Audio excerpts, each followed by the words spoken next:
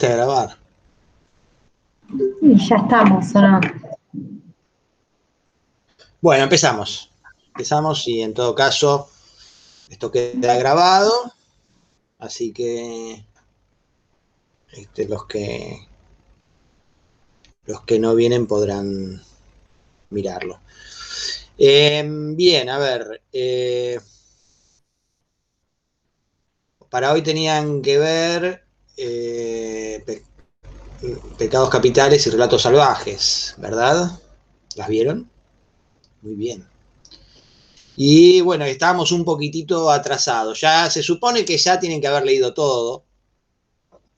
Lo que entra, no, todo no. Lo que entra en el primer cuatrimestre falta un texto, que sería para la próxima teórica en 15 días, que es el de Jean Mitry, Cámara Libre y Profundidad de Campo. Hay 12 partes del libro de Mitry, o Mitry.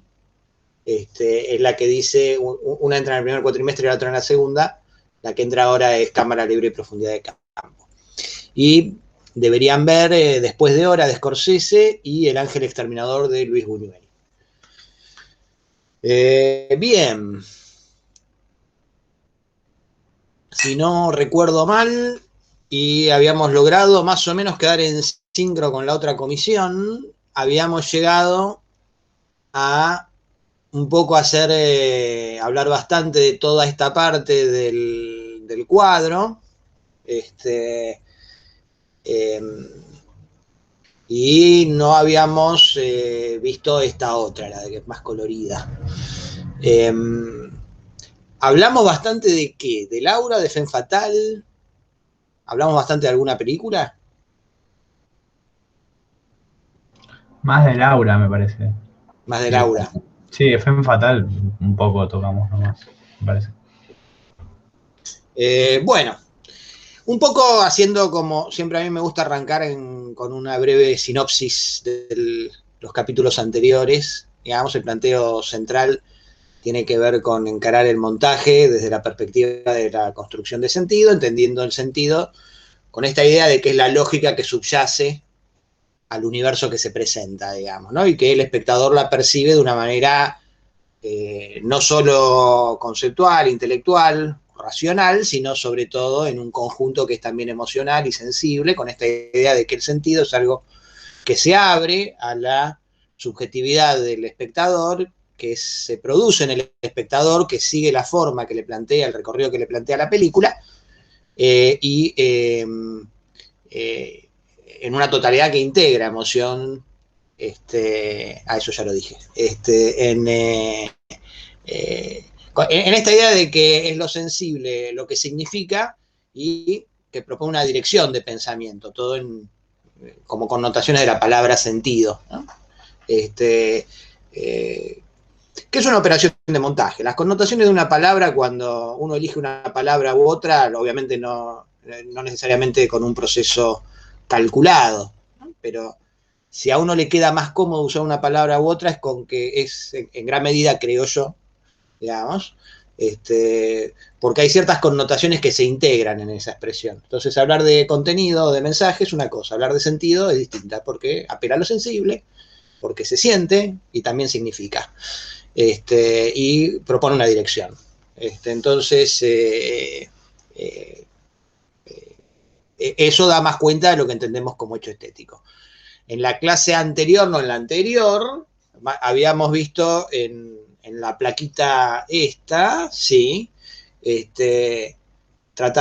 habíamos tratado de descomponer un poco el proceso de producción de sentido, que como decimos, se produce en el espectador, y de la manera en que se integra en múltiples dimensiones, decimos, que podrían ser niveles, capas, o como queramos mencionarlo, pero en una idea de que es algo complejo, pero orgánico, de modo tal que aquello que afecta en una dimensión produce un efecto en las demás dimensiones, ¿no? En esta idea de la historia que se cuenta, el conflicto y la emoción que produce, el universo que construyen en esa dimensión que llamábamos diegética, y la que se quiere un poco más la dimensión cultural, que tiene que ver con el diálogo con otros discursos que circulan, básicamente, y la que llamábamos como el núcleo, digamos, ¿no? Esa quinta dimensión que llamamos espiritual, metafísica, o con alguna variante de eso, porque es lo que no se puede poner en palabras, lo que no se puede decir.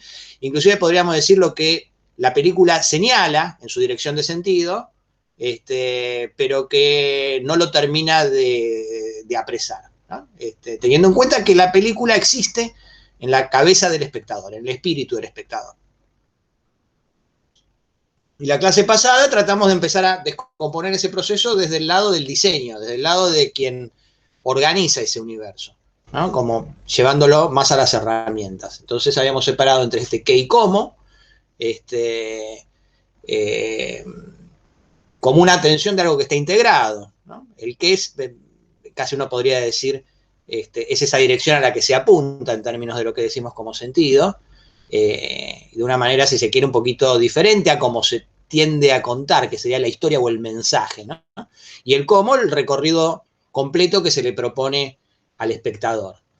Separando en eso, tratando de distinguir que la historia, que está bien cuando se dice historia y relato, para nosotros conviene no separar la historia de la diégesis, que el proceso en una película es básicamente de establecimiento de un espacio-tiempo, de una totalidad, de un mundo, cuya lógica, en definitiva, es lo que entendemos como fundamento del sentido. Y finalmente, en esta distinción, en algo que podríamos decir como más, hasta podríamos decir programado, ¿no? Lo que sí de alguna forma uno puede señalar como estructura significante adentro de esa totalidad, que es lo que ponemos como nombre guión, que no es solamente el guión literario, sino es la idea del mapa de ruta, podríamos decir, ¿no? El mapa de ruta en ese recorrido. No es lo mismo el mapa que nos guía en un determinado trayecto que hacer el trayecto. El guión sería como el mapa, el diseño de ese recorrido que voy a hacer, ¿no? Voy a pasar por acá, voy a detenerme un rato en esto, voy a avanzar por este lado, y después está lo que me pasa cuando hago todo eso, ¿no? Y las cosas que no calculé, inclusive, bueno, que podemos trasladarlo al proceso de realización, ¿no? No pensé que iba a estar tan cansado, no pensé que me iba a querer quedar tanto acá, digamos. Pensaba que esto era lo más importante y me doy cuenta que lo más importante era lo otro. Y ese tipo de cosas parece que son buenas analogías como para pensar lo que sucede cuando uno está diseñando, realizando y editando, por supuesto, una pieza audiovisual y una película en concreto.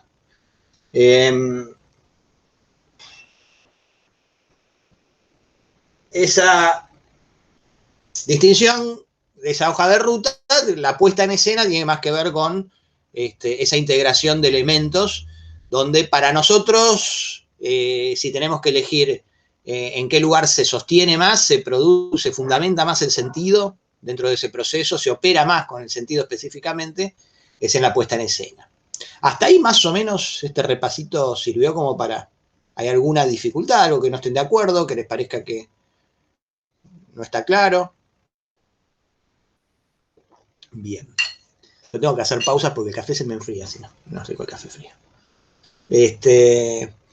Bien, la puesta en escena, creo que esto sí lo llegamos a decir, de alguna forma son todas las decisiones, los recursos y los elementos que determinan que se construya una imagen integrada con un sonido, ¿no? Una imagen audiovisual. La imagen no es solo visual, también acá pongo imagen para distinguirla del sonido, ¿no?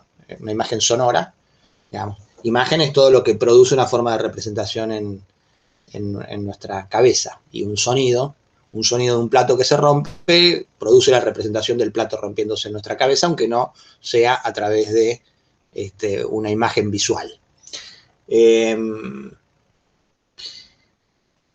Decíamos que la puesta integra, jerarquiza y articula los niveles de sentido. ¿Qué es lo importante en un determinado guión? Bueno, de acuerdo a cómo lo trabaje, voy a jerarquizar cosas que en el guión parecen tener una jerarquía, lo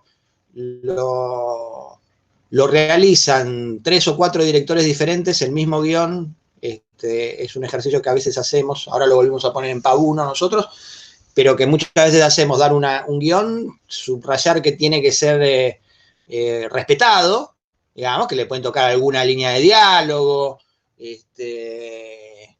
por ahí dejamos un margen de decisión en el final, o algo por el estilo, como para que tenga cierta ductilidad, pero nada que se escapa de lo que cualquier director al agarrar cualquier guión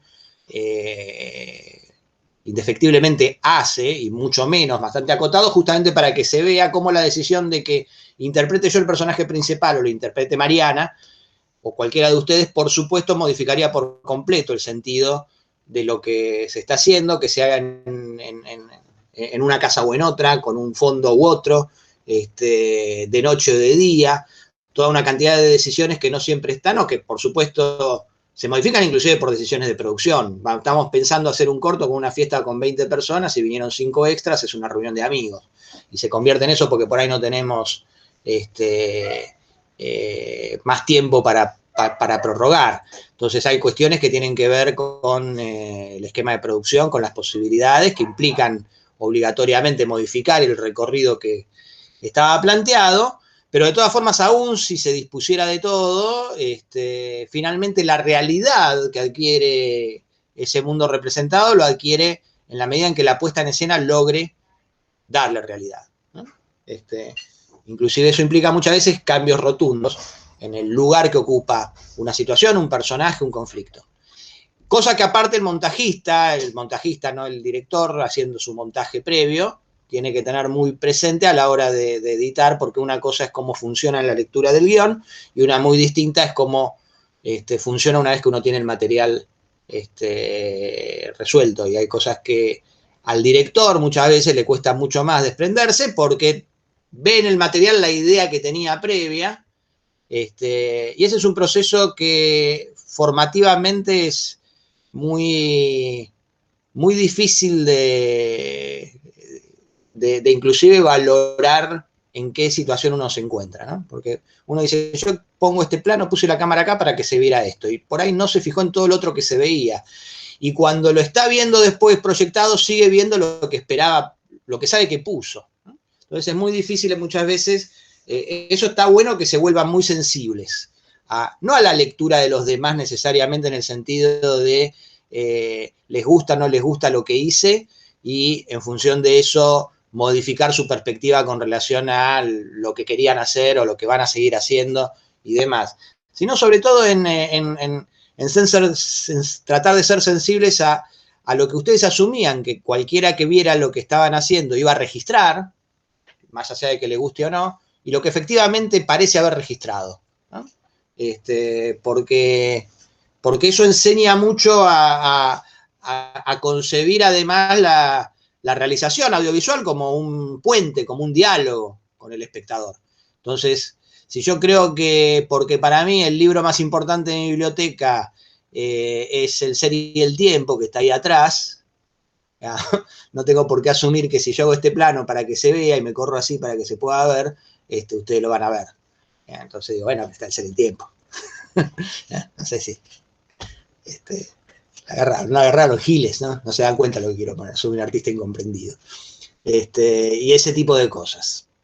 Y que el montaje, digamos, en el sentido más amplio, que es como lo queremos trabajar nosotros, esa idea de momento, entre comillas, tiene que ver con concebirlo no cronológicamente, sino como la instancia, si se quiere, de cierta distancia o de cierta valoración de la decisión puntual y concreta que estamos tomando, que tiene que ver con cómo se integra esa decisión con el conjunto de los elementos de puesta en una sucesión para completar una idea global, un universo que se está construyendo. Es decir, el momentito, la vez pasada vimos con ustedes el principio de Laura, la decisión en todo caso de me distrajo la cola del gato. Perdón. Ahí está, de vuelta. Lo convocamos. Está muy bien, ¿eh? No hay nada más simpático que los gatos. Tienen cierta afición de protagonismo, ¿no? Cuando llega el momento. Hay otro ahí detrás.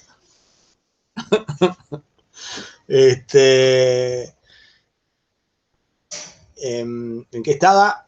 En el principio de Laura, gracias. A la hora de pensar ese plan, bueno, nosotros ya cuando lo empezamos a analizar lo vinculamos con el resto de la película. Y en todo caso sí es una decisión, aparte es una decisión que no sé cómo se habrá dado en el proceso, pero es una decisión típica que después se discute de vuelta en el montaje, ¿no? Porque inclusive muchas veces cuando conviene achicar la película para que, no sé cuánto dura, pero debe estar alrededor de las 2 horas la película, ¿no?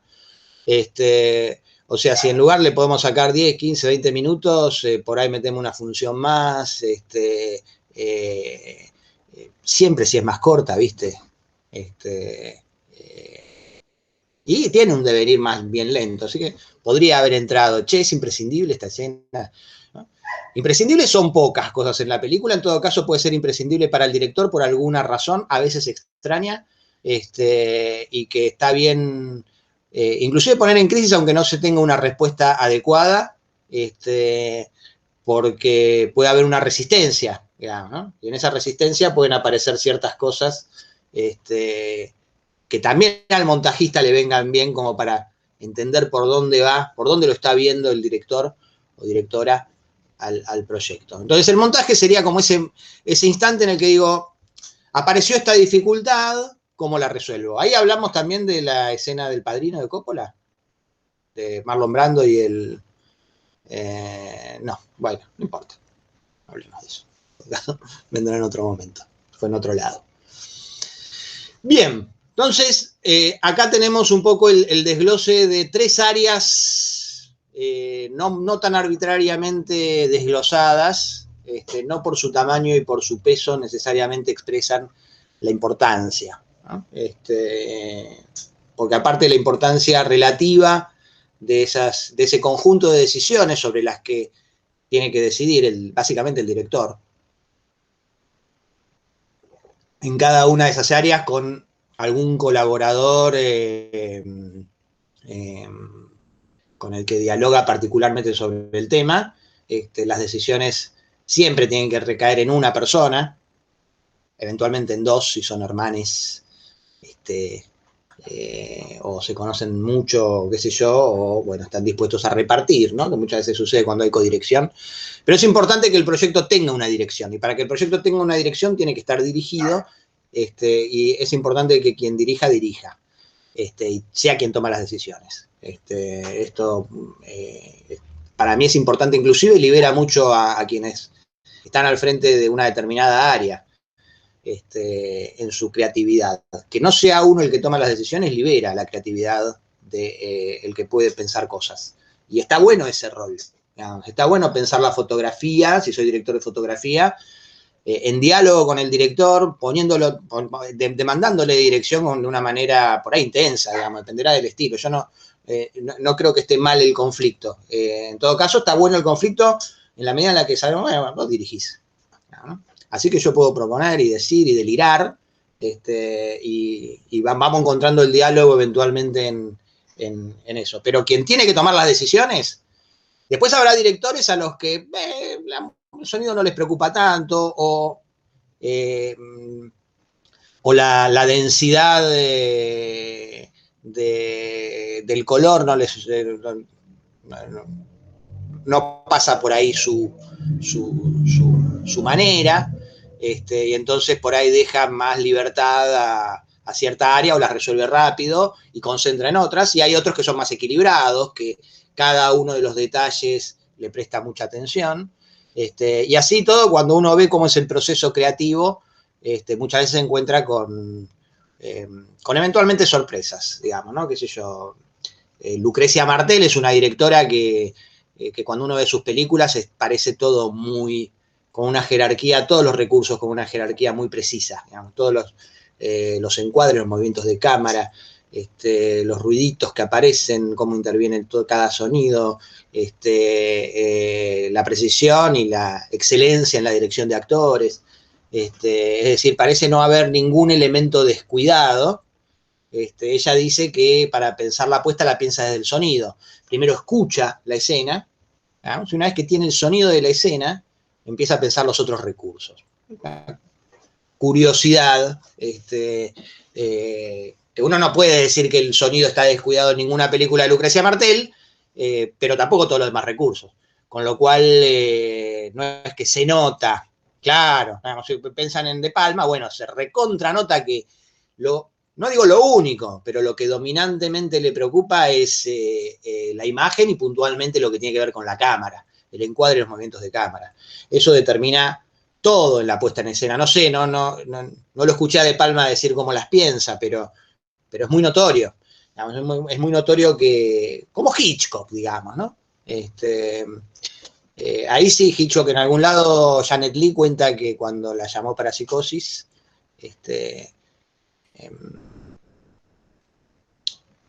él le dijo que, porque bueno, no sé si saben, Hitchcock solía tener problemas solía tener tenía una mala fama con relación a los actores, ya que los actores se han ganado, y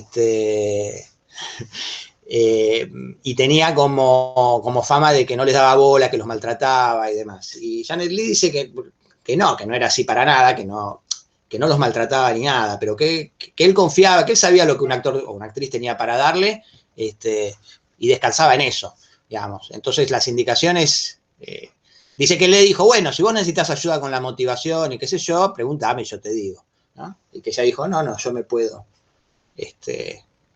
crear mis propias motivaciones, ¿no? Como que sintió que lo que le estaba dando era el desafío de, yo me ocupo de lo que me tengo que ocupar, vos ocupate de lo que te tenés que ocupar, sos Janet Leigh, digamos, no es que estoy trabajando con una actriz que está empezando, y lo que sí le dijo, mira, mi método es así, la cámara manda, entonces, si la cámara se mueve, vos te movés, ¿no? Eso sí es lo que le aclaró, ¿no? O sea, él diseña la película en su cabeza, en una relación plástica de las acciones con las que están pasando, no es que busca, ¿no? Porque hay otros que son todo lo contrario, ¿no? Casavetes, no sé si en alguna película, las que definen más el estilo, si se quiere, que lo hizo más célebre, ese estilo, si se quiere, más independiente, porque tiene películas en distintos registros, digamos, ¿no? Tiene películas como más formales, y películas más hechas a fines de semana con sus amigos, por así decir.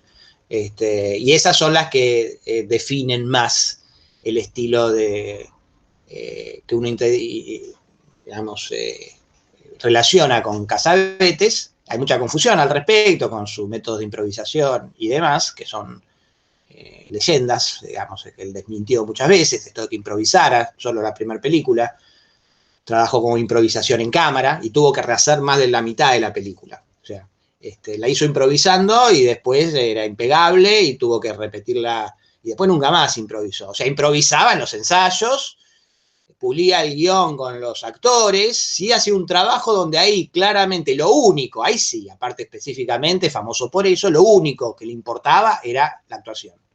Digamos, como esquema de diseño y entonces sometía todo el diseño de puesta a no interferir sobre el aquí y ahora del momento actoral. Entonces, la verdad para él, en la que se expresa el conflicto transitado por un personaje, se transita en el control que tiene el actor o la actriz sobre lo que está sucediendo, y fragmentar eso en demasiados planos que desordenan por la lógica de puesta de luces el trayecto que va siendo acumulativo el actor, no quiere que aparezca, que emerja esa verdad y que entonces, bueno, sea un poco más desprolija la película. No es que le gustaba la desprolijidad, es que aceptaba la desprolijidad en función de que le crea al personaje que le está pasando lo que se supone que le está pasando. Entonces, para eso, si vos tenés que calcular que el brillito de la luz me tiene que quedar y tengo que quedar con la cara así, cuando digo te amo, y estoy pensando en la marca de Jonflex y en cómo me está dando y que no entre el micrófono, bueno, no estoy conectando con la situación. Él era actor, además, entonces, y estaba meses él editando con sus películas, o sea, después se pasaba meses y meses, años eventualmente editando sus películas. Le gustaba mucho editar y la terminaba de encontrar en la edición. Pero el guión, sí, el guión o sea que en todo caso lo que él hacía era escribir un guión, hacer los ensayos, permitir libertad de improvisación, pero cuando uno escribía el guión. Y después los actores hacían el guión. Lo que no quería era que el actor, que conocía su papel, su letra y demás, estuviera pendiente de las cuestiones técnicas. Entonces los encuadres tienen mucho aire por todos lados, un foco más bien blando, una luz más bien plena, y si el actor en el plano sentía que se tenía que parar, se paraba, digamos, no es que no era un guión ¿no? Entonces el camarógrafo tenía que estar como siguiendo la acción, o sea, el polo opuesto, digamos, ¿no? Del método de Hitchcock o de Palma, digamos, que uno ve que hay toda una coreografía en función del movimiento de cámara que tiene que estar condicionando todos y cada uno de los movimientos de los actores. Estoy poniendo directores que me gustan como para que se vea que no tiene que ver esto con... en todo caso sí tiene que ver con el estilo, ¿no? Wells decía que sabía que entendía una escena cuando sabía dónde iba la cámara. Saber dónde va la cámara es algo que decide el director, es decir, no, yo decido. Pero si tenía dudas, le pongo acá, la pongo acá, se daba cuenta que en realidad no estaba entendiendo la escena, ¿no? Entonces tenía que seguir pensando, no en dónde pongo la cámara, sino pensar en la escena. Y cuando sé cómo es la escena, sé dónde va la cámara, ¿no? Entonces, él lo menciona como si fuera un papel de tornasol, que son esas cosas que se usan en química a veces para ver cómo reaccionan, ¿no? Si sé dónde va la cámara, sé por dónde va la escena, sé qué es lo que la escena tiene que contar y demás. Entonces, bueno, en este desglose, la idea es hacer como una especie de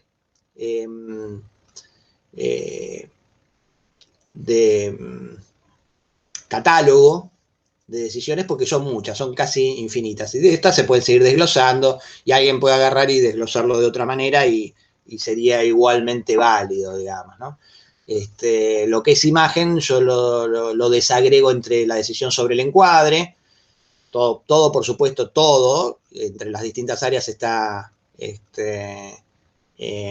vinculado, ni hablar dentro de cada área, ¿no? Encuadre, movimiento de cámara, luz y dirección de arte, ¿no? En todo caso, todo esto es del área de fotografía y esto es del área de arte. Decisiones sobre el tamaño de plano, la organización interna del cuadro y la profundidad de campo, es lo que se define en términos del encuadre, ¿no? O sea que también uno decide con qué profundidad de campo en el sentido de, bueno, el gatito de atrás de Julieta y el gatito de adelante, ¿no? Entonces, ¿qué se tiene que ver? Entonces, ¿cómo tengo que encuadrar? ¿Cómo va a pesar? Bueno, el gatito es negro y la pared es blanca. Perdona que estoy analizando tu encuadre. Y entonces contrasta, y entonces se ve, ¿no? Entonces, bueno, ¿cómo lo tengo que iluminar? Etcétera, etcétera. Y qué tamaño de plano corresponde como para que tenga un determinado valor, o cómo trabajar sobre cómo está organizado ese montaje adentro del cuadro. Entonces, eso ya determina un montón de cosas, ¿no? Que por supuesto pueden ser utilizadas, o corresponde que sean utilizadas con un criterio de producción de sentido. En segundo lugar, movimiento de cámara, que está por supuesto totalmente integrado, digamos, ¿no? De eso vamos a hablar un poquito más adelante cuando hablemos más específicamente del espacio, así que por ahí lo podemos dejar ahí. Pero en todo caso, como operación de montaje, lo que decimos, arrancamos con Darín, vamos viendo el piso, se empieza a ver el piso, entonces ¿dónde está? Empieza a aparecer eso como pregunta, están los papelitos, ¿no? Son todas decisiones de cómo se monta la escena, ¿no? Tiramos unos papelitos ahí, es una decisión de puesta en términos de montaje, ¿no? Los papelitos me dan la idea, sugieren que no, que se vea ahí el piso, entonces no encuadremos de este lado, encuadremos del otro, que se vea esto, que se vea lo otro. La luz, sobre todo en dos aspectos, lo que tiene que ver con el clima lumínico, que por supuesto hace ver de distintas maneras. Digamos, si uno ve una iluminación oscura, lúgubre, en una calle desierta, se prepara a ver aquellas cosas que tengan que ver con ese estado emocional, o inclusive código de género, ¿no? De película de terror, o de thriller, o de cosas por el estilo, ¿no? Entonces sería raro una comedia que arranque en eso, a no ser que ironice sobre ese tipo de cosas, ¿no? Entonces juegue con la expectativa, acá va a haber un crimen, va a aparecer un monstruo, y de pronto aparece un gag que modifica eso, ¿no? Obviamente con el resto de recursos que uno emplee para jugar. O sea que Porque estamos pensando en términos de montaje, no en términos plásticos. Y en términos de montaje, ¿por qué me interesa el clima lumínico? Y bueno, porque el clima lumínico induce a ver ciertas cosas, induce a una construcción dentro del cuadro, ¿no? Pero sobre todo, incluido el clima, en lo que tiene que ver con cómo a través de la luz permite direccionar las miradas, ¿no? Entonces hay ciertos elementos que sutilmente se pueden subrayar porque haya alguna luz que, si leyeron el texto de Perkins... ¿Leyeron el texto de Perkins? ¿Y cómo es el qué? Claro, el problema de las cámaras es que se ve cuando, ¿qué cara pongo? Bueno, hay quien elige salir de cuadro.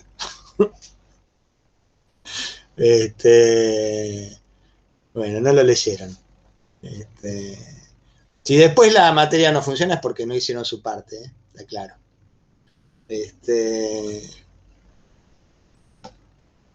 Bueno, él da varios ejemplos, ¿no? De luz da ejemplos muy lindos de cómo funciona la luz en, en contar cuestiones específicas y de cómo hacerlo de una forma en la que la luz esté integrada naturalmente, digamos, en el... que digo, si yo acá pongo un farolazo, se nota, y decís, bueno, en este caso no, porque es un velador, pero pero si de pronto hay un Fresnel que alumbra una parte en un living, vos decís, ¿y ese Fresnel de dónde vino?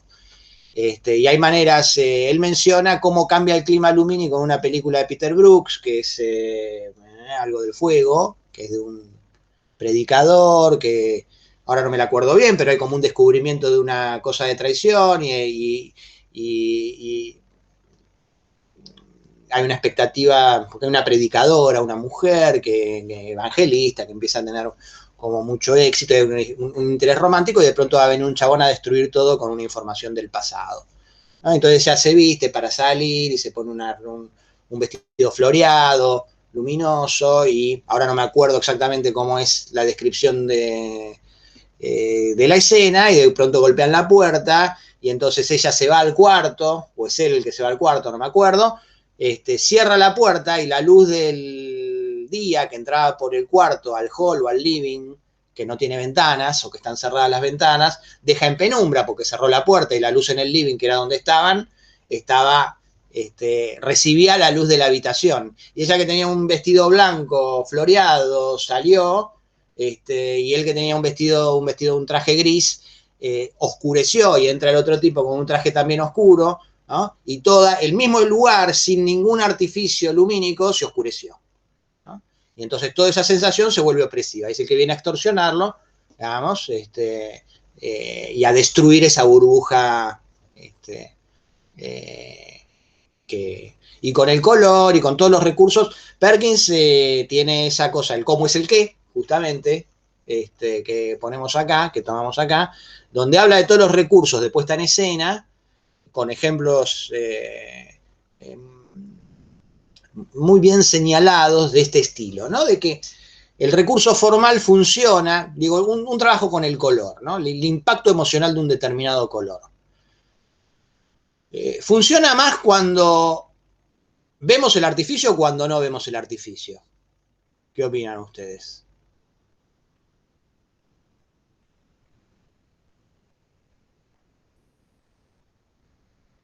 ¿Se entiende lo que digo? Si yo, por ejemplo, ahora cambia la luz y se pone roja en mi escritorio, ¿es algo esperable que espontáneamente todo se ponga rojo?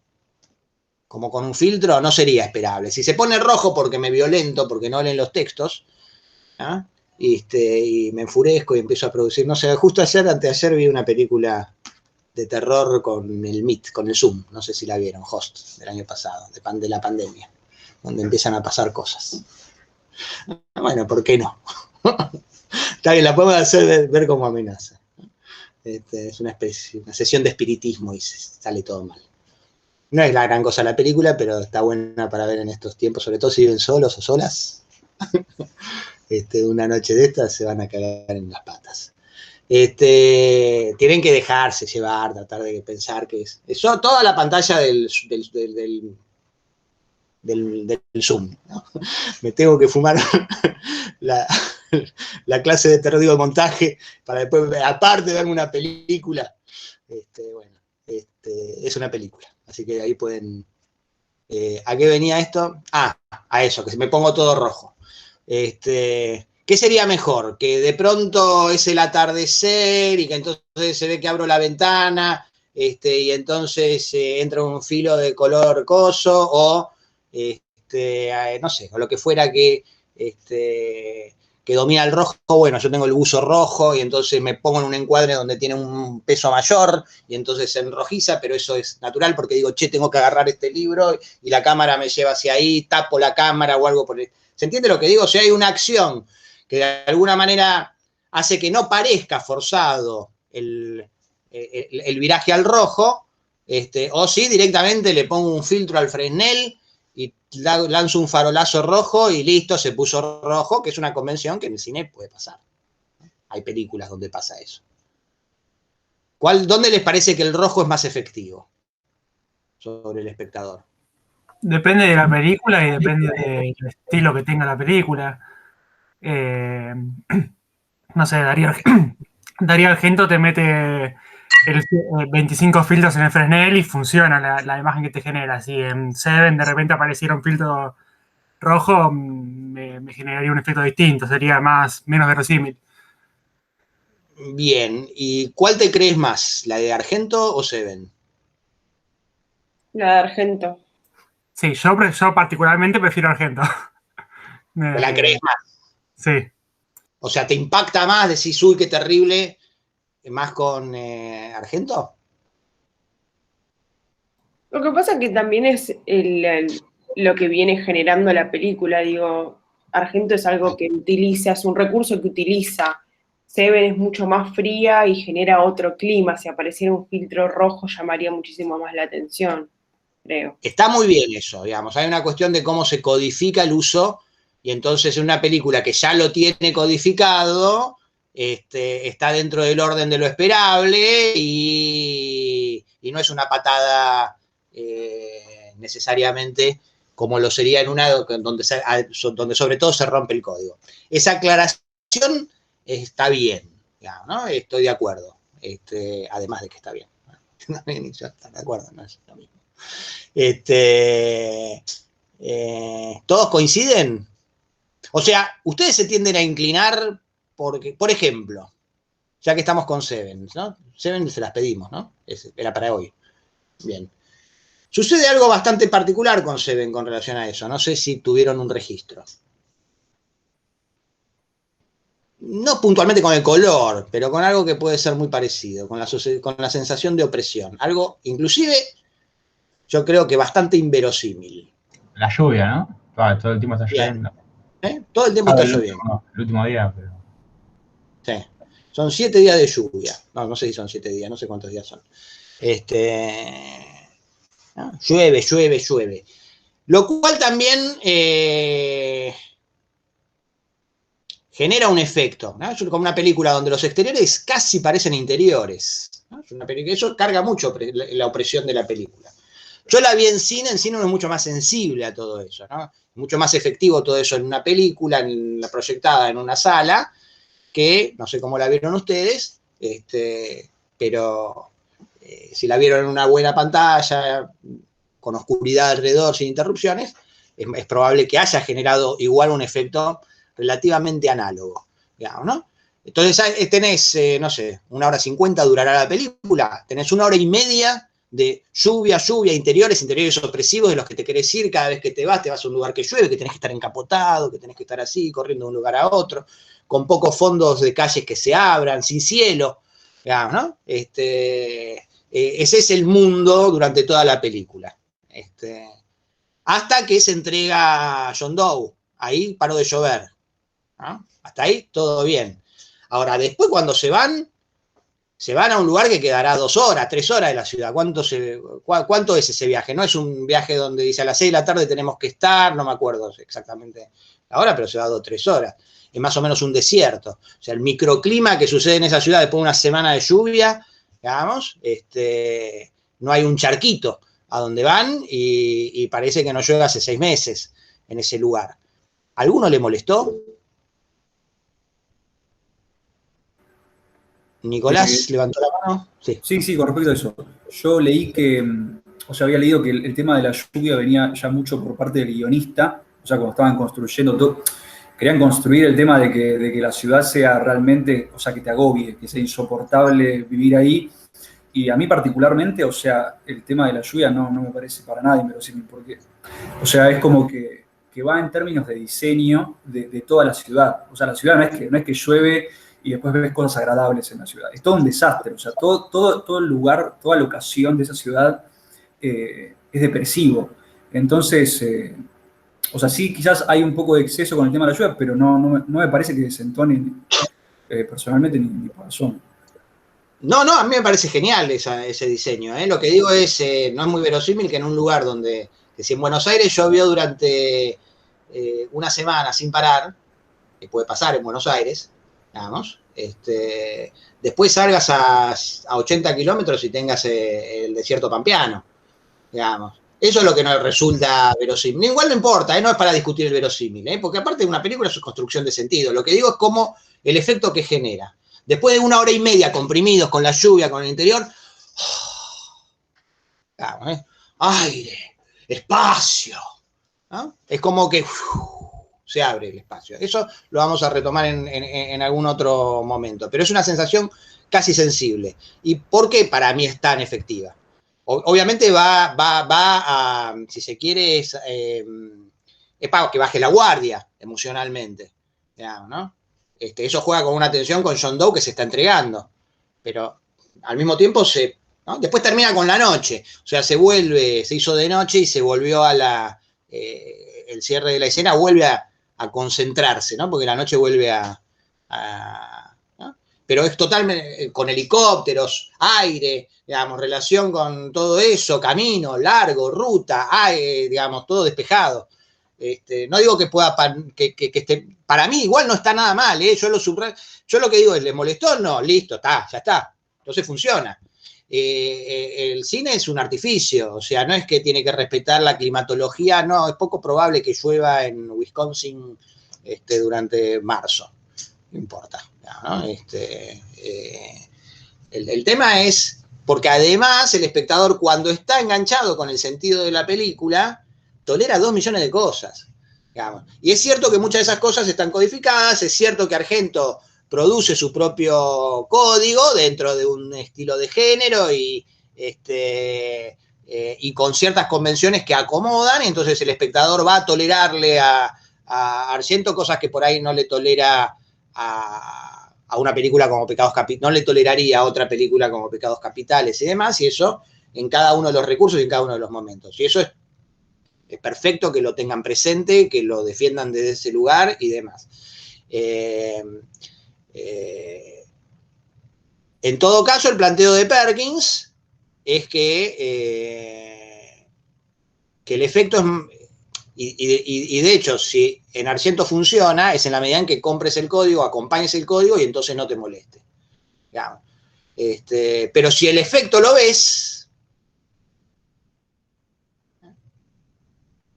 la intención y empezás a juzgar la intención, ¿no? Lo que pasa con Femme Fatale, en parte, ¿no? Después, ojo, porque todo esto depende. Para mí Femme Fatale es una obra maestra absoluta. Y cuando están ¿cómo se llama? Los ralentis, en la escena de la que mueren primero en el sueño la modelo y en la realidad después mueren los negros, te distancia, sí.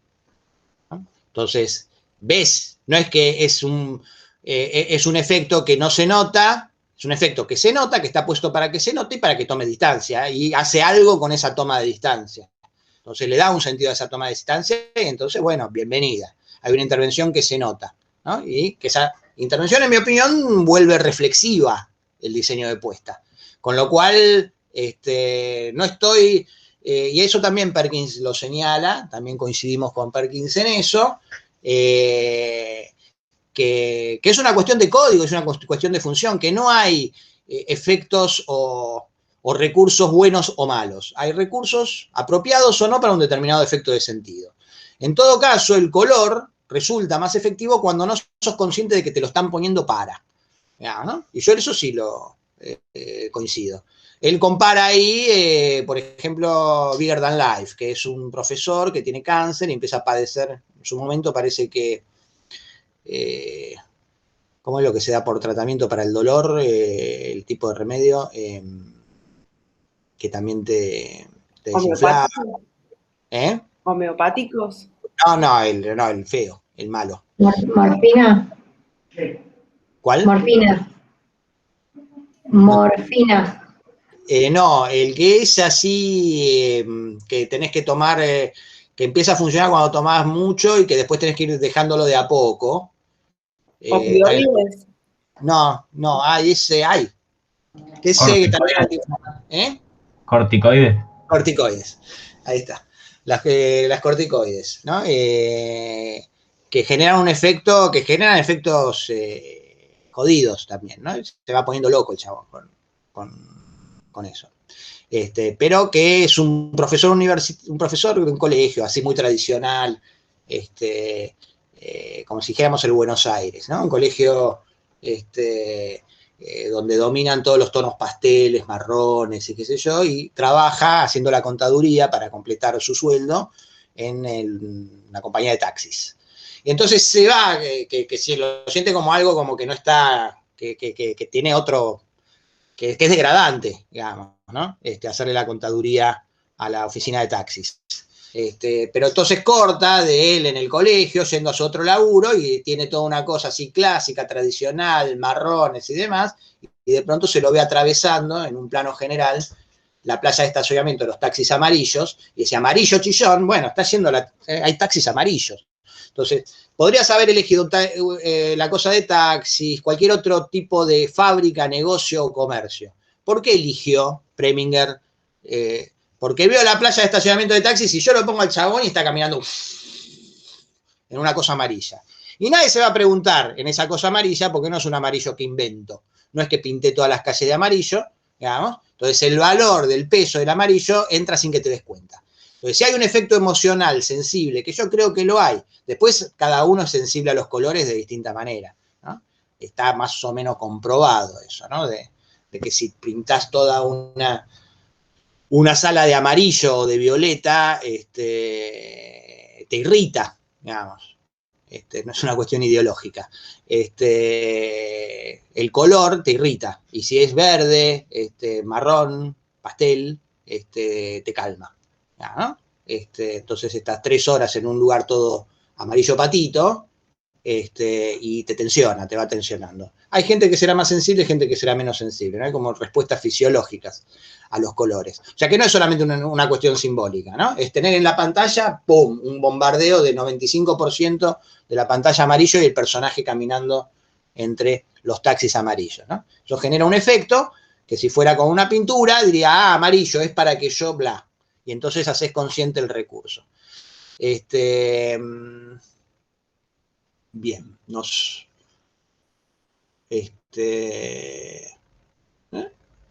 Bueno, eso obviamente vincula con la dirección de arte. Esto es algo que se tiene que pensar, todo se tiene que pensar en conjunto, pero desde luego que todo lo que tiene que ver con la dirección de arte y fotografía es un área compartida, en verdad. Y la dirección de arte también es algo que permite regular mucho los espacios. No vamos a dedicarnos demasiado a eso para que no se nos vaya toda la clase para que nos podamos poner, a no ser que quieran, digamos, ¿no? Pero en todo caso, una manera de pensar la dirección de arte no es solamente con relación al verosímil o con relación al,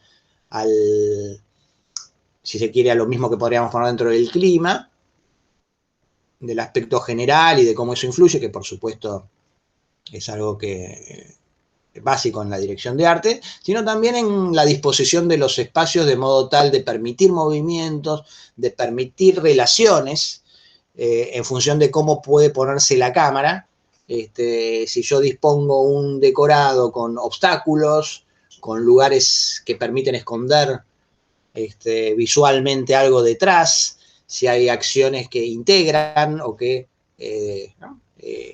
Separan, cómo manejar esas separaciones, ¿no? En La ventana indiscreta, por ejemplo, cómo está la cocina con relación al living, que se ve la sombra de ella a través de, ¿no? Esas disposiciones que tienen que ver con que el lugar de presencia va a tener un espacio y que bueno, la dirección de arte, en todo caso, el manejo del decorado en La ventana indiscreta. ¿Hablamos algo de eso? Bueno, igual eso en todo caso lo retomemos cuando hablemos más del espacio, para no extendernos de más. En cuanto al sonido, algo que para mí es muy relevante tener presente es el tema de las voces, ¿no? Voces, ambiente y música, básicamente. Estamos tratando de pensar siempre desde la sintaxis, o sea, desde el montaje, no del recurso con un valor propio por la naturaleza de la actividad, de qué lindo que es el sonido, qué linda que es la luz, o la foto y qué lindo el arte, o lo que fuera, sino de las posibilidades que abren a la significación, al proceso de establecer relaciones, de generar vínculos que sean simbólicos, ¿no? Entendiendo lo simbólico como la construcción de sentido, no como la alegorización, ¿no? Como habitualmente se entiende. No creo que hayamos hablado de la distinción entre símbolo y alegoría, pero yo digo mucho simbólico. Entonces, en todo caso, como para que se entienda lo que quiero decir como construcción simbólica, es básicamente construcción de sentido. Es casi si fuera un sinónimo, ¿no? Operamos con símbolos. Las imágenes son signos que simbolizan. ¿Qué simbolizan? Simbolizan el profesor caminando entre la fila de taxis. O sea, es un símbolo no de la libertad, la opresión, la locura, el dolor, ¿no? Eso sería como una alegorización, ¿no? Como pensar que la construcción simbólica se distingue bastante, porque muchas veces cuando decimos esa película es simbólica, se entiende como que la muerte, ¿no? En el séptimo sello, o ese tipo de figuras, ¿no? Habla de la libertad y qué sé yo, de interpretaciones que tienen que ver con conceptos convencionalmente asociados a un soporte icónico que refiere a una construcción que es convencional, ¿no? La Estatua de la Libertad, la Estatua de la Justicia, son alegorías, ¿no? Uno no ve la justicia, ¿no? Uno no ve la muerte en la parca. O sea, ve la muerte, porque dice cartelito, es la parca. Viene, ¿no? Viene la parca con la guadaña de la muerte, ¿no? ¿Vieron el séptimo sello? Si no la vieron, escucharon hablar, hay todo un paralelo con un personaje, con protagonista, que juega su vida al ajedrez con la muerte, ¿no? Entonces se sienta en distintos espacios, en distintos lugares, jugando al ajedrez con la parca, con un chabón disfrazado, con una máscara y una cosa y la guadaña. Esa es la verdad del encuentro con la muerte. Eso es una construcción simbólica adecuada de la relación con la muerte. Ustedes se figuran su muerte o la de un ser querido como una partida de ajedrez con la parca. Ustedes están viendo un chabón disfrazado, dicen es la muerte, qué interesante o no, digamos, de acuerdo a cómo lo vean. El concepto que elabora desde la construcción que hace, bueno, eso es una alegoría. No tiene una presencia efectiva simbólica, real simbólicamente, la muerte, como la puede tener, que vimos en la habitación de Torvald, digamos, en La ventana indiscreta. O bueno, ni hablar en la figura de John Doe, digamos, ¿no? Ya que tenemos pecados capitales ahí. No, es John Doe, no es la muerte. Bueno, no es el diablo, es John Doe. Bueno, está perfecto, es una construcción simbólica. Digamos, la ves si querés, si no querés no la ves, digamos. Y la reduzco si digo en la muerte, digamos, ¿no? Pero ¿a qué le tenés más miedo? ¿A la parca que venga y te proponga una partida de ajedrez? ¿O a John Doe que te dice te vengo a ofrecer una Biblia? ¿Qué es más verdadero y qué es más real? Digamos, ¿no? El asesinato de Tracy, la mujer de David, Brad Pitt, o sí, claro, si le hace jaque mate, se va a morir, ¿no? ¿Qué nos enfrenta más a la verdad del encuentro con la muerte? Ahí, por supuesto, hay posiciones, y es muy legítimo que digan, no, séptimo sello. Yo le tengo más miedo a John Doe que a chabón disfrazado de parca que viene y me propone un partido de ajedrez. Que lo entiendo como un concepto, digamos, una idea, no es una realidad, es una idea, se propone de esa forma. No crees en la realidad efectiva de eso como la muerte, ¿no? Yo,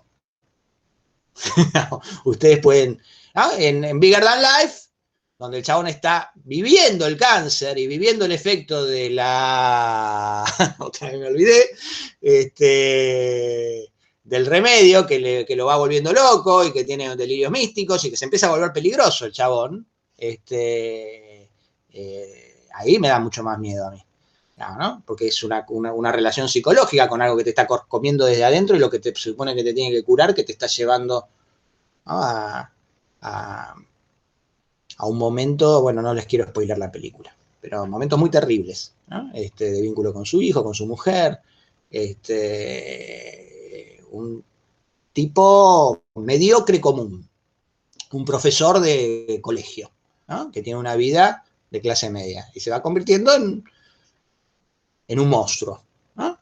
Ahora, esa expresión, si fuera que viene el diablo con cuernitos y con una cola y le dice, sí, me va a comer tu alma, o qué sé yo, digo, bueno, qué sé yo, la verdad que me creo más en el diablo si pienso que John Doe es de alguna forma el diablo, que si viene el diablo bueno, eso sería la distinción entre simbólico y alegórico, ¿no?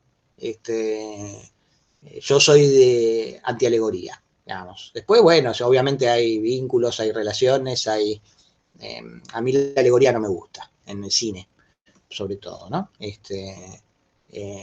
Para mí el efecto que produce es un distanciamiento de la creencia en el mundo que está siendo representado, ¿no? Te vas a otro plano, que es puramente intelectual, ¿no? En todo caso, de lo intelectual, por ahí te conmueve o no, de alguna manera, claro, si el tipo se muriera y lo pensás como concepto, ¿no? Pero para mí lo que tiene de lindo el cine es esa representación que te hace, ya sé que ese mundo no existe, pero si ese mundo existiera y ese mundo me proyecto, y entonces siento esa presencia, siento ese mundo y después tengo que procesar ese sentido. Digamos, si quiero, si no quiero, igual el sentido me procesa a mí, digamos, de alguna forma. O sea, el sentido opera dentro de uno porque uno, digamos, pecados capitales, si les gustó, si no les gustó, pero a los que les gustó, la vivieron, digamos, ¿no? Y entonces si la vivieron, pasó adentro, operó con... Eso, de esa forma opera el símbolo y no la alegoría. La alegoría opera con la cabeza. ¿Entendiste que es la muerte? ¿Entendiste que es la libertad? ¿No entendiste? Ah, Gil, te la perdiste. En cambio, ¿entendiste esto? Y no, pero le tengo mucho miedo a John Doe. Bueno, eso es lo que importa. Digamos, ¿no? Ahí es donde está. ¿Cómo reaccionaría frente a John Doe? ¿No? Toda esa escena genial, increíble en el auto, digamos, donde John Doe tiene el control absoluto de todo, precisamente porque conoce el pecado de todos los demás. Bueno, eso no es el diablo. Ahora, si yo te pongo el diablo, yo sé cuál es tu pecado, sé cuál es el tuyo, sé cuál es el tuyo, y te voy a hacer purgar y para que todos se den cuenta de lo que, bueno, ¿no? Opera con eso, y conoce, y controla, y maneja la ira de David, ¿no? Cuando ya tiene todo cocinado, además, ¿no? Y cuando lo que estamos viendo es el despliegue sistemático de su plan. Y que eso, según Fincher, según la película, según el vínculo con Koepp y con, qué sé yo, es paradigma del mundo tal como lo ven. Bueno, después podemos decir, no, bueno, pero el mundo no es tan así, o quiero verlo, no quiero verlo, pero lo viste así, ¿no? Lo sentiste así. Entonces, cuando pienses si el mundo es o no es así, la referencia que tenés no es conceptual, no es intelectual, es emocional, es el tránsito que hiciste por el compromiso que tuviste con los personajes y su conflicto, ¿no? Esa es la diferencia, en todo caso, de la cosa más contenidista, más que puede tener muy buenas intenciones y que puede ser muy necesaria en muchos aspectos. Digo, no.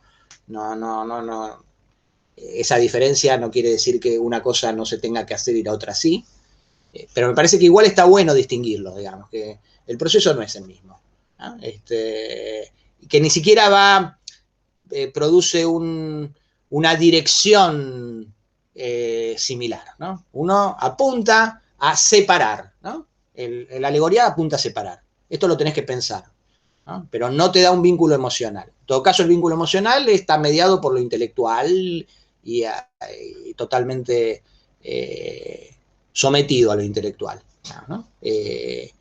Y bueno, yo soy de los que creen que parte de lo que está mal en el mundo tiene que ver con eso, digamos, ¿no? Con esa separación, con esa distinción, ¿no? Con ese no hacerte cargo que lo que te une con el mundo es real y es fuerte, y el mundo el otro y lo demás. Y pensar que vos sos vos y el mundo es otra cosa, y ese tipo de cosas, que son las que tienden a separar, ¿no?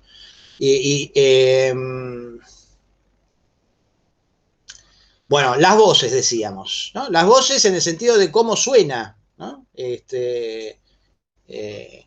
es muy pertinente en muchos de los trabajos que hacen ustedes como estudiantes o como realizadores. Muchas veces cuando aparece, por ejemplo, alguien que habla por teléfono, o alguna voz que se escucha en off, ¿no? Y que bueno, no conseguía la abuelita, lo hizo mi hermana. Y bueno, no es una señora de 72 años, parece una chica de 24. ¿No? Entonces no te crees que parece. ¿No? Pero lo hizo mi abuela, que tiene 72, pero su voz suena como 24. Es la voz de mi abuela. ¿Por qué no? Bueno, pero no suena así. No parece. ¿No? No es lo mismo, vamos a ver Apocalipsis Now, más adelante. Al final está Marlon Brando, al final de la película, y al final del recorrido que hace Willard, otro personaje, y se lo escucha en grabaciones y demás, ¿no? Aparte que conocemos, 3, 4 años después que hizo El Padrino. La voz de Marlon Brando no es lo mismo que sea la voz de Marlon Brando por cómo es la voz de Marlon Brando, lo que se escucha en la cinta cuando sabemos que tenemos que ir a matar a ese, por la propia textura que tiene la voz, ¿no? Y eso es algo que obviamente incide en la interpretación, pero sobre todo incide en la construcción del personaje que nos hacemos. Algo que para mí es importante, muchas veces se piensa que el cine afirma prejuicios, ¿no? Y puede ser, no sé. Pero en todo caso opera con los prejuicios, ¿no? Puede ser que al operar con los prejuicios los afirme. Bueno, depende. Yo creo que muchas veces al operar con los prejuicios también los cuestiona, los deconstruye, podríamos decir, ¿no? Porque si da la pista para deconstruirlos. Algo que, por ejemplo, es muy sistemático en De Palma y que también tiene que ver con muchas incomprensiones del universo, de los universos que trabajan De Palma. Muchas veces acusado de justamente, yo creo, todo lo contrario de lo que hace, ¿no? Porque sí trabaja y elabora con los prejuicios, pero los pone como tales. Algo que está bueno saber, digo, ¿no? Es, si ustedes van a ver una comedia romántica donde hay un chique linde y una chique linde, no sé, porque sean heterosexuales, homosexuales o asexuales, bueno, asexuales una comedia romántica sería raro, pero tengan cualquier género, digamos, y digamos que hay alguien convencionalmente, hay una diferencia convencional y desde el prejuicio muy grande entre ambos personajes, ¿no? Que uno sea muy atractivo en sentido, si se quiere, hegemónico, y el otro personaje muy poco atractivo en sentido también hegemónico. O mejor aún, si además le cambiamos mucho la edad y ponemos uno muy joven y otro muy viejo. ¿Y por qué? No se puede enamorar alguien muy lindo de 18 años o 20 de alguien muy viejo, muy feo y muy viejo. Y sí, qué sé yo, pero no es lo que van a esperar, digamos, ¿no? En todo caso, si hay una expectativa que se ordena, bueno, pero es porque es el prejuicio. Y está bien, es el prejuicio, pero vos operás con el prejuicio. Operás con las expectativas. Y las expectativas están ancladas en el prejuicio del espectador. No les dije, no estamos trabajando con una película que lo exhibe para mí de una manera muy contundente, eso, que es Doble de Cuerpo. Hay una escena puntual donde nos entrampa a todos con nuestros prejuicios más negados, ¿no? Porque muchas veces decimos, no, yo, bla, nos situamos, pero a la hora de los bifes, por ahí, enfrentados a una situación, asumimos ciertas cosas del personaje porque decimos, no, con esa cara, podríamos decir, con esa cara lo que quieran, digamos, bueno, malo, feo, lindo, expectativas que se tienen por un aspecto que se pone en juego. A veces, como en esa escena de Palma, quedamos entrampados y entendemos que el personaje va a hacer algo, ¿no? Porque es feo, yo diría, básicamente. Y todos caemos en la trampa. La trampa no es solamente que es porque es feo, ¿no? Pero en todo caso habría otros condimentos si en lugar de ser ese indio feo, porque no es que es indio feo, ¿no? Fuera Brad Pitt, ¿no? El tipo de expectativas que tendríamos, inclusive pensando que es un hijo de puta y que va a hacer lo que... Porque la estructura está construida de modo tal que sospechemos que va a hacer algo mal. En realidad lo que hace malo no es lo que sospechamos, es otra cosa. O sea, también hace eso, ¿no? Entonces, De Palma es alguien que controla mucho al espectador porque sabe cómo piensa desde el prejuicio y desde más, y de ese tipo de cosas. En ese sentido, para mí es lo que lo vuelve efectivo, además, ¿no? Y uno se queda pensando, ¿y por qué pensé esto? ¿No? ¿Cuál era el elemento? A lo mejor pensé por... ¿no? Y ese es el proceso que en todo caso es importante que yo creo que se haga. Bueno, finalmente, para ir más rápido, el ambiente también siempre en esos dos aspectos, y los planos sonoros son fundamentales, ¿no? Aparte, lo que tiene el sonido puntualmente rico es que es mucho menos pregnante que la imagen. Digamos, que nosotros tenemos, bueno, hace 5 siglos desde la imprenta, según McLuhan, tenemos una cultura esencialmente visual, ¿no? No decimos oír para creer, decimos ver para creer, ¿no? ¿Viste la película? ¿Viste lo que dijo? ¿Viste lo que dijo? ¿No? ¿Viste lo que dijo tal? O sea, el proceso intelectual y conceptual está mucho más anclado en la vista. Hay una jerarquía diferente en ese sentido, de lo visual sobre lo sonoro, que uno puede decir una preponderancia, ¿no? Muchas veces se ponen, sí, entonces mirate la escena de la ducha sin música. ¿Ah? Sí, claro. Ahora mirátela sin imagen. ¿No? Bueno, no, los gritos y qué sé yo, ojo, ¿no? Pero tenés que haber llegado ahí, ¿no?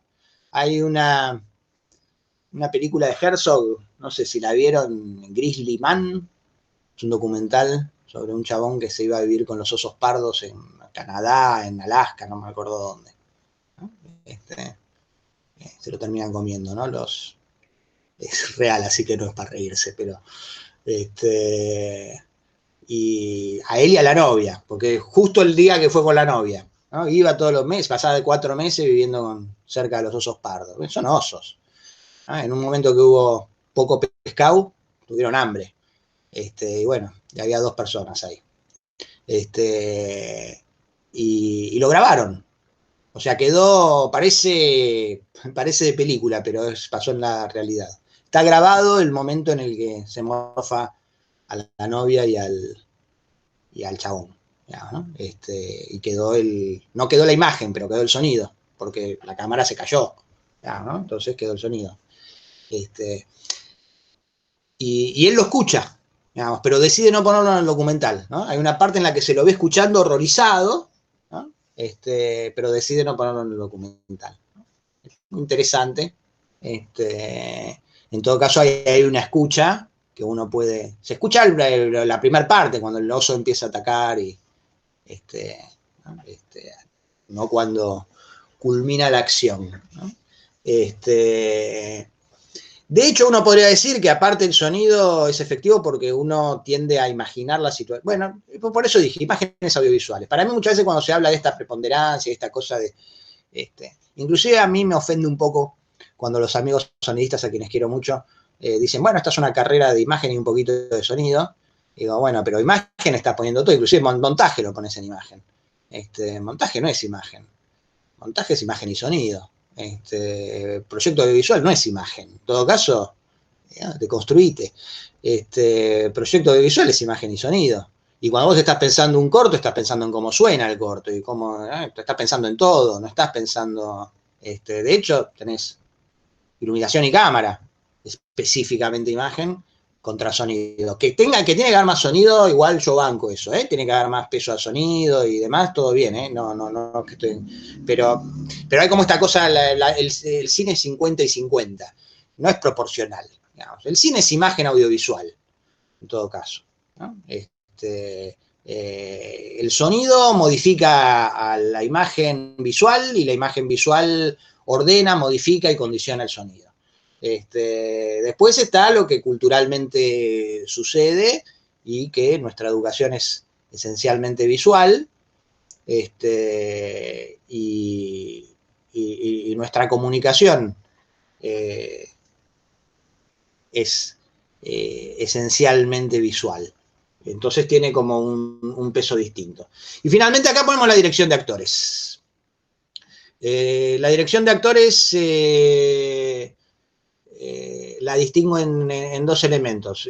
No es lo menos importante, es más chiquito, ocupa menos lugar, no soy director de actores o de teatro o lo que fuera como para empezar a tratar de desglosar todo todo el método de actuación y todo lo que sea.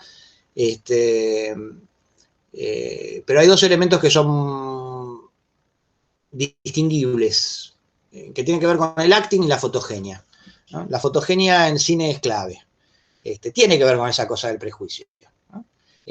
No damos igual en vivo y en directo que ante la cámara, y ese es una especie de misterio que no sé si alguien trató de descifrar, pero lo cierto es que damos diferente, ¿no?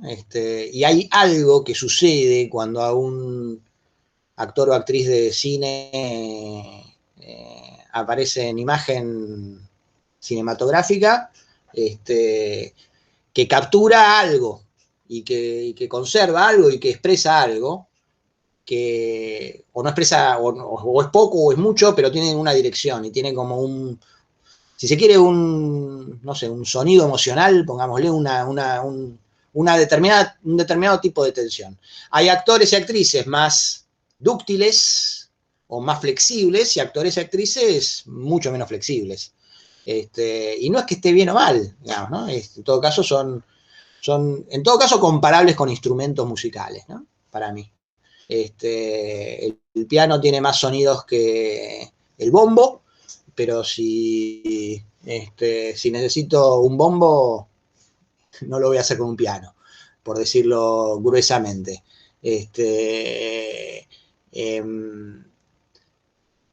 Y un buen actor de cine o actriz de cine es alguien que juega con ese impacto que tiene en pantalla, y con esa presencia que tiene un carácter, que da un carácter, ¿no? Los grandes actores de cine clásico jugaban mucho con eso, ¿no? Hasta está casi codificado en el sentido de que uno esperaba ciertas cosas de Humphrey Bogart o de Grace Kelly o de John Wayne, o de quien fuera, digamos, por tipo de película y por tipo de personaje, ¿no? Y era como que establecía una especie de conexión, ¿no? Como si vos sabés, bueno, un cuarteto de cuerdas, bueno, una película con John Wayne, Mitchum y Jane Greer. Bueno, ok, un western, ¿ah? Ya está, ¿eh? Va a ser duro, va a ser fuerte, va a ser áspero en la relación también entre el hombre y la mujer. Es distinto que sea Grace Kelly que sea Deborah Kerr, ¿no? La presencia que tienen ambas. Acá, Gwyneth Paltrow, por poco es etérea, flota, ¿no? Tiene ese tipo de belleza. Si se quiere, para mí es la más comparable en todo caso a la de Grace Kelly, ¿no? O sea, ¿te la puedes imaginar en un barrio popular de La Matanza? Bueno, la eligen por eso, digo, ¿no? Porque, bueno, ella va ahí a ese lugar. Distinto sería, no sé, ¿qué actriz puede dar otra cosa? Bueno, a mí se me ocurren actrices de mi época. ¿Cómo se llama? La Teniente Ripley. Sarah Connor, de Terminator. Digamos, ¿no? Hay actrices que tienen una presencia que bueno, ¿no? Es otra presencia, ¿no? o Zoe Saldaña, sino la que tenemos más moderna y también en Cameron, ¿no? Bueno, ahí es otra cosa, digamos, ¿no? Ahora, Gwyneth Paltrow es como, ¿no? La tenés que... Uy, cuidado, se rompe, digamos, ¿no?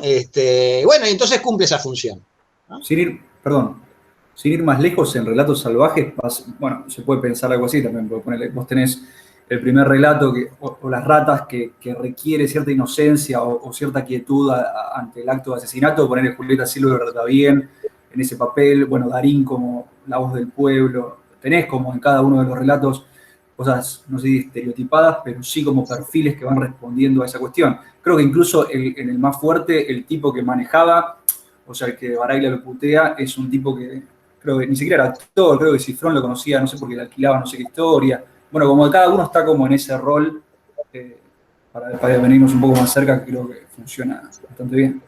Bien, ahí cuando hablamos de prejuicio, el relato salvajes, claro, la teníamos ahí a mano también, ¿no? Ahí es muy claro cómo funciona en el de Baraglia, y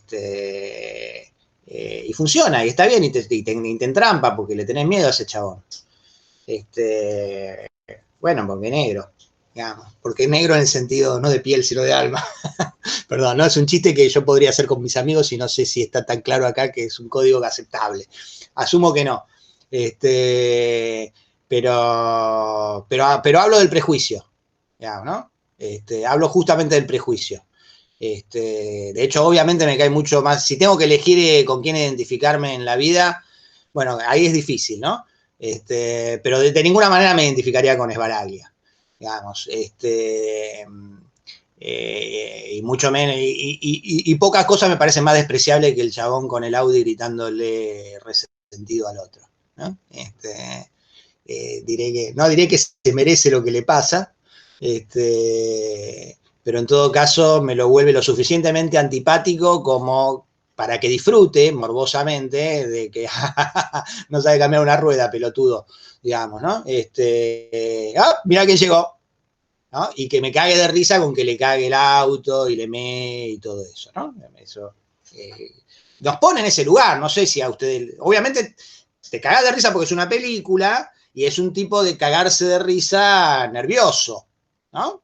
Si no están de acuerdo, contéstenme, pero para que eso sea creíble y difícilmente fuera Oscar Martínez, digamos, ¿no? Para ver a alguien de la misma película. Ni mucho menos Julieta Silverberg, que acabas de mencionar, digamos, ¿no? No sé tanto cómo se llama Rita Serrano. ¿Rita Serrano o no?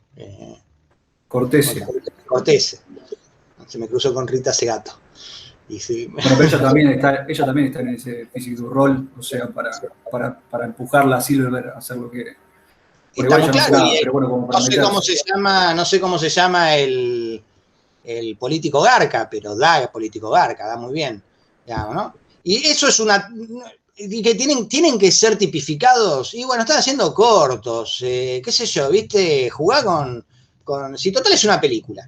Está muy claro que cuando salís a la calle no necesariamente esperás... bueno, afirma, entonces la pregunta sería, eso, ahí está, volviendo a lo anterior, ¿no? Todo tiene que ver esto, ¿no? ¿Eso afirma el prejuicio o lo deconstruye?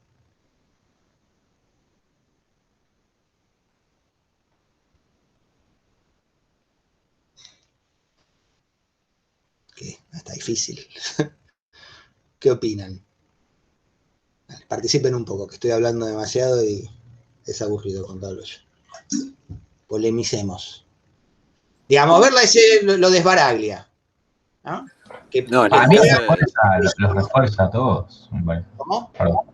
No, como que los refuerza a todos alevosamente, a propósito. En la mayoría de los relatos es como que marca bien como todos los prejuicios que como sociedad tenemos de cada clase social, no sé, me parece a mí. Lo refuerza, pero como operación de sentido, sí, hasta ahí vamos de acuerdo y la pregunta sería, como operación de sentido, ¿eso implica que el efecto social que produce implica una reafirmación de esos prejuicios o una deconstrucción de esos prejuicios? Una reafirmación. Creo que depende un poco de la posición de cada uno y de o sea, si uno lo reflexiona o no. Digo, si te paras a pensar en lo que está haciendo el audiovisual, puede que vos te lo pongas en jaque, digo, pero si no, Digamos como experiencia. Digamos que yo soy un chabón de plata que piensa que los pobres se lo merecen, y los pobres que se enojan con los chabones de plata como yo, son unos resentidos. Y entonces que yo voy con mi Audi por la ruta, escuchando música, y aparte soy medio progre porque escucho a Caetano Veloso, ¿no? Creo que escucha.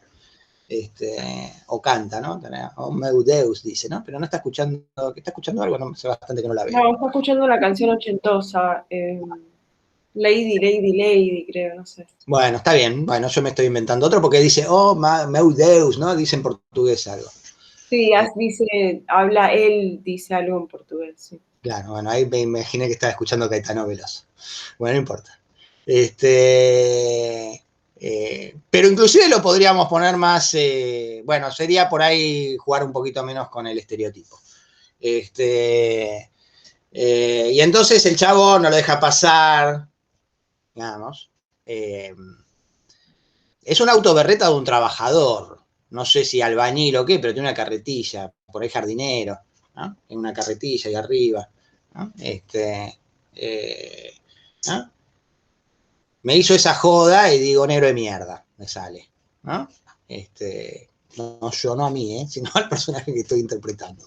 Quiero que quede bien claro. Y paso y dice, resentido, toma, y ¡fum! Mirá.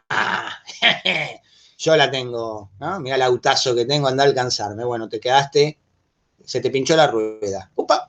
Yo soy ese, yo soy Baraglia, personaje, como visión del mundo. ¿Cuál es el proceso que me produce la película?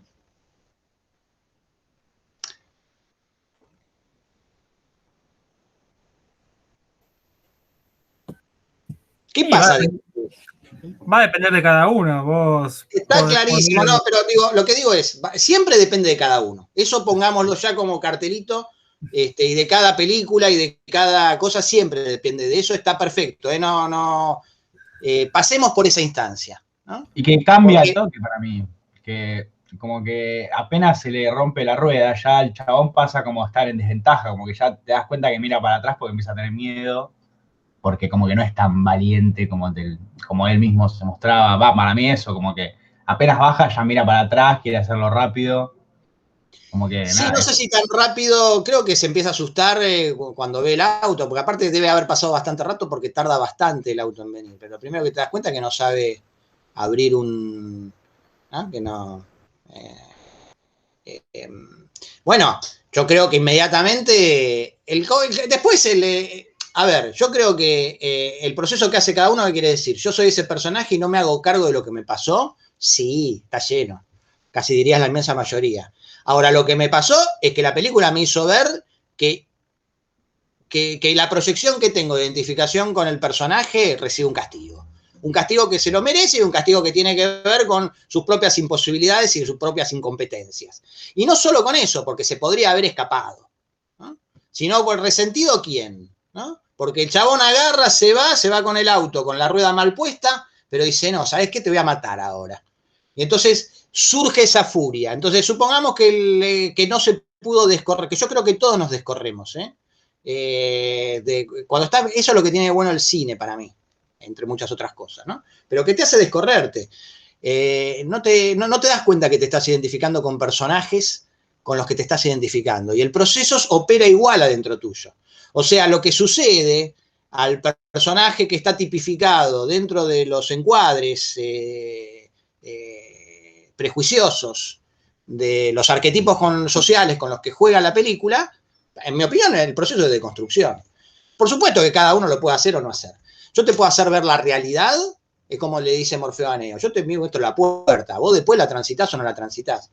Es más, la gente se conmueve y después rechaza aquello que lo conmovió. Mucha gente. Digamos. Ahí es donde, bueno, depende de cada uno, ¿no? Pero de todas formas el proceso se hizo y después dependerá de cada uno hacerse cargo o no, ¿no? Yo eso lo menciono mucho con Avatar, porque inclusive, ¿qué es más perturbador? ¿no? No sé si lo mencioné, pero seguramente hablamos de Psicosis y de Norman Bates y de cuando te reconoces como Norman Bates. ¿De eso hablamos? Bien, ¿no? ¿Qué es más perturbador? ¿Reconocerte como Norman Bates o como Jake Sully? Bueno, como Norman Bates es la respuesta inmediata, ¿no? Porque, che, en ese momento quiero que se hunda el auto. ¿Quién soy? Bueno, después, ¿qué haces con ese, ¿no? ¿O qué hay adentro mío? ¿O qué puedo comprender de los vínculos y de lo que sucede con el estímulo erótico y la represión y el monstruo que puede desatar ese compendio, ¿no? En la medida en la que no lo logre canalizar, vehiculizar, ¿no? O sea, que está el vehículo, estamos hablando de autos que se hunden. O Jake Sully, que es un héroe, bla, que salva la... Ah, con Jake Sully. Ah, bueno, salí de la película. No, bueno, es una película, ¿no? Yo no sé si es mucho más fácil descubrir el Jake Sully que tenés adentro, porque después te vas a hacer cargo de que tenés que ir a salvar el mundo o no. Ya, ¿no? Entonces, en principio, a mí me genera rechazo la gente que rechaza Titanic o Avatar, o películas donde se estimula lo heroico, digamos, como que eso está mal. Yo digo, qué sé yo, bienvenido si hay gente que está dispuesta a darse para salvar a la humanidad. ¿Qué sé yo? Para mí no está mal eso. ¿Está mal que sienta eso adentro mío? Y que después diga, bueno, y bueno, sí, después es difícil salir y salvar el mundo. Ah, no digo que no, pero también yo creo que hay ese rechazo en parte por ese tipo de cosas. O sea, la película te da te ofrece un recorrido, vos ese recorrido emocionalmente lo haces, digamos, y después lo procesás como querés, como podés, como sabés procesarlo. Pero hay un recorrido en el que la próxima vez que andes con el Audi, si sos José Esbaraglia, y tenés tu Audi y viste Pecados Capitales, no, ¿cómo se llama? Relatos Salvajes, salís del cine, vas a tu estancia en no sé qué, y de pronto se te pone un chabón adelante y le estás por gritar resentido y decís, ¿what? Y por ahí seguís, porque qué sé yo, algo te pasó, ¿no? Y si le gritas resentido, ojalá te pase, ¿no? Es que no asimilaste, no descubriste y por ahí te quedas pensando. Cuando uno se queda pensando en el proceso que hizo con una película, me parece que pasan ese tipo de cosas. Entonces yo digo, no es desinteresado criticar al western, criticar a la película épica, criticar a la película donde hay alguien que da su vida por los demás. Y que pone eso como un valor. Y no solo pone eso como un valor, sino que logra una estructura de sentido que te hace hacer un tránsito en el que deseas eso, ¿no? Y que lo reconoces, porque así como reconoces al Norman Bates que llevas adentro y decís, uy, qué miedo le tengo a esto, bueno, qué sé yo, ¿viste? Ser el Che Guevara, ser el Jesucristo o ser alguien que se va a dar por los demás, tampoco es fácil, ¿no? Salir y enfrentar lo que es convencional, lo que todo, qué sé yo, por amor, ¿no? Y si reconoces eso y decís, che, está, que sí, claro, sí, uy, pobre, uy, mira lo que pasa, bien, lo sentiste adentro tuyo. Entonces la película lo elaboró y como la película sucede adentro de uno, es ahí donde está pasando la cosa, ¿no? Entonces, lo que pasó en cada uno de los relatos salvajes, digamos, pasó adentro de todos los espectadores. Cada espectador hace lo que le puede con eso. Casi diría, lo que puede, lo que quiere o lo que sabe hacer con eso, ¿no? Lo que está en condiciones de hacer, ¿no? Hasta por su valor, hasta por su coraje, digamos, ¿no? Y por su capacidad de comprensión, pero cuando digo capacidad de comprensión no digo intelectual, no porque te diste cuenta del procedimiento, sino porque, ¿no? Cuando una película te pega, ¿no? Te deja mal, te deja bien, digamos, hay un proceso que es emocional, en esos términos hablamos de sentido. Bueno, entonces, como para redondear con 2 o 3 cositas porque va quedando poco tiempo y no quiero seguir atrasándonos, se me hizo mucho más largo de lo que no me seteé adecuadamente para ser más veloz en algunas partes. No sé, pero discútanme si no están de acuerdo. Está todo bien. El apuro no me tiene que hacer porque te paré ahí, Nicolás, que estaba diciendo depende de cada uno, y no te dejé hablar, perdón.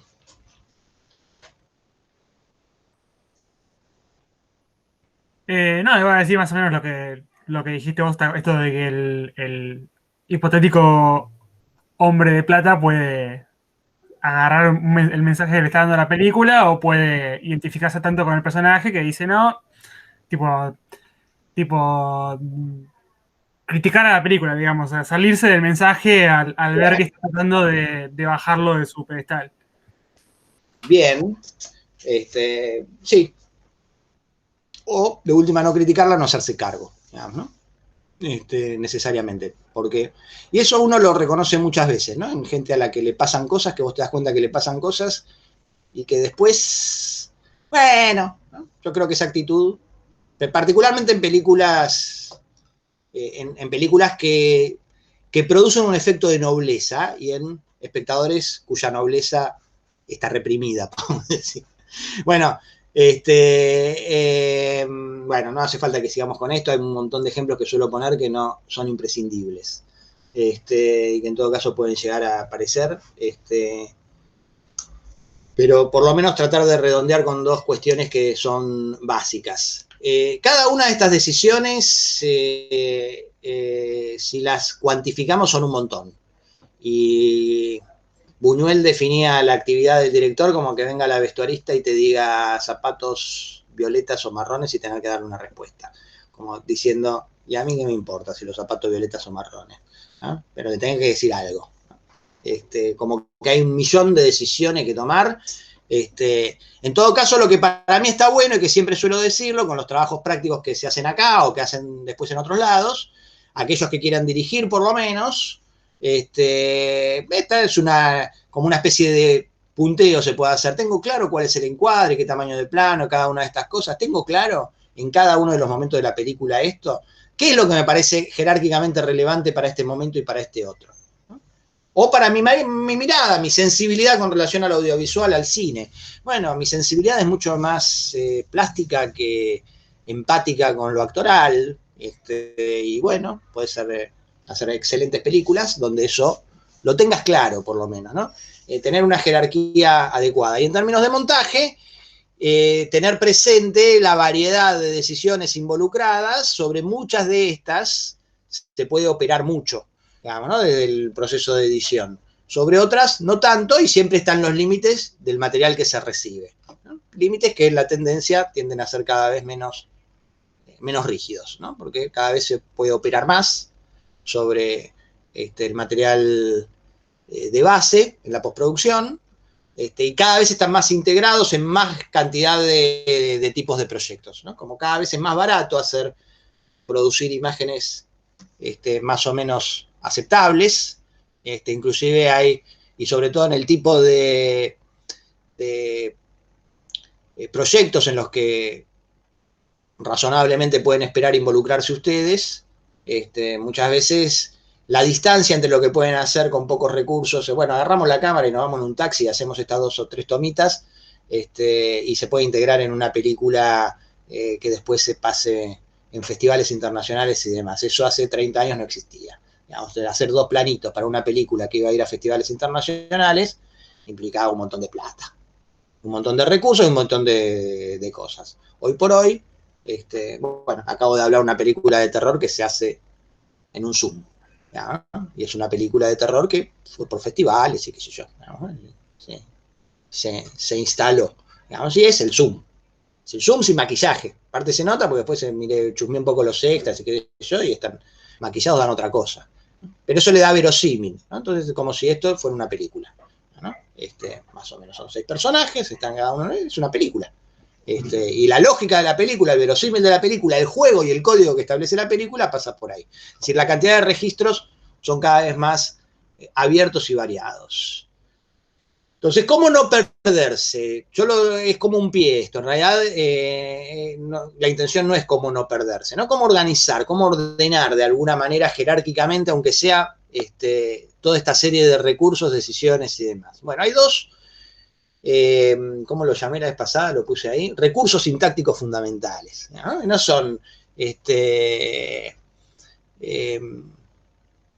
no son recursos específicamente, ¿no? En todo caso, un recurso sintáctico, algo que tiene que ver con la sintaxis, con la operación de sentido, que intermedia Son dos elementos que podemos tomar como intermediando entre ese sentido inasible, intuitivo al que estoy tratando de dar forma, y las decisiones específicas, concretas, vinculadas a cada acción, cada diálogo y cada decisión de recurso que empleo para producir una imagen y un sonido que dé esa imaginación del mundo y bla y todo lo que hablamos, ¿no?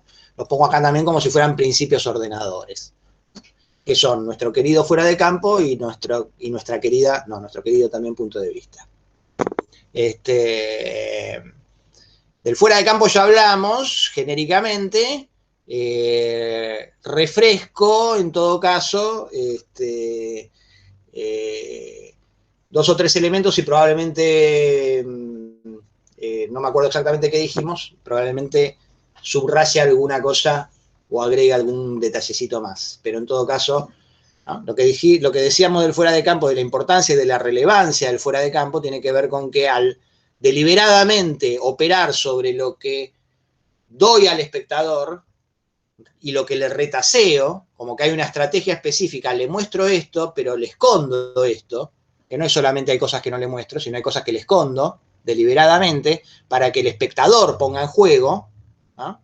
Lo hago incorporar en su imaginario el universo de la película. Es un proceso de interiorización, ¿no? Lo ponemos acá. Eso se entiende, ¿no? Veamos. ¿Cuál es el asesinato más terrible en Pecados Capitales? ¿Qué opinan? Todos. No sé si no quiero elegir uno solo, me parecen terribles todos. Ponelos por orden, sea del cual todos te dieron igual. Yo creo que el último, el de la mujer, porque ya te encariñaste con el personaje y te encariñaste con Brad Pitt, y como que cuando te das cuenta te cae la ficha de que en la caja está la cabeza, como que me parece que es como que, al menos por cómo está construido, es el que más te Yo el que más conmueve. recuerdo es el de la lujuria, porque me acuerdo de la cara del tipo cuando está recordando lo que tuvo que hacer. Bien. ¿Qué opinan? ¿Están de acuerdo con Manuel, con Nicolás? ¿Para vos, Nicolás, el de la lujuria es peor que el de Tracy? A ver, todo, no sé si diría que es peor, todos son asesinatos. Es el que a mí más me impactó, digamos, también por una cuestión de la actuación del tipo, o sea, por cómo está construida la escena, la recuerdo más que la... ¿Ese la recuerdo significa que no la viste para esta clase? ¿Que la No, tenías no, vista? que es la escena que más cuando pienso en la película, pienso en esa escena, es como...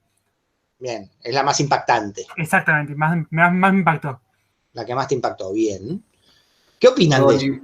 Yo estoy de acuerdo con Manuel. O sea, a mí la que más me impacta es justamente la del final, bueno, pero por toda la connotación que tiene, pero también porque es algo que, a ver, en los demás asesinatos obviamente no los vimos, pero accedimos a la escena del crimen.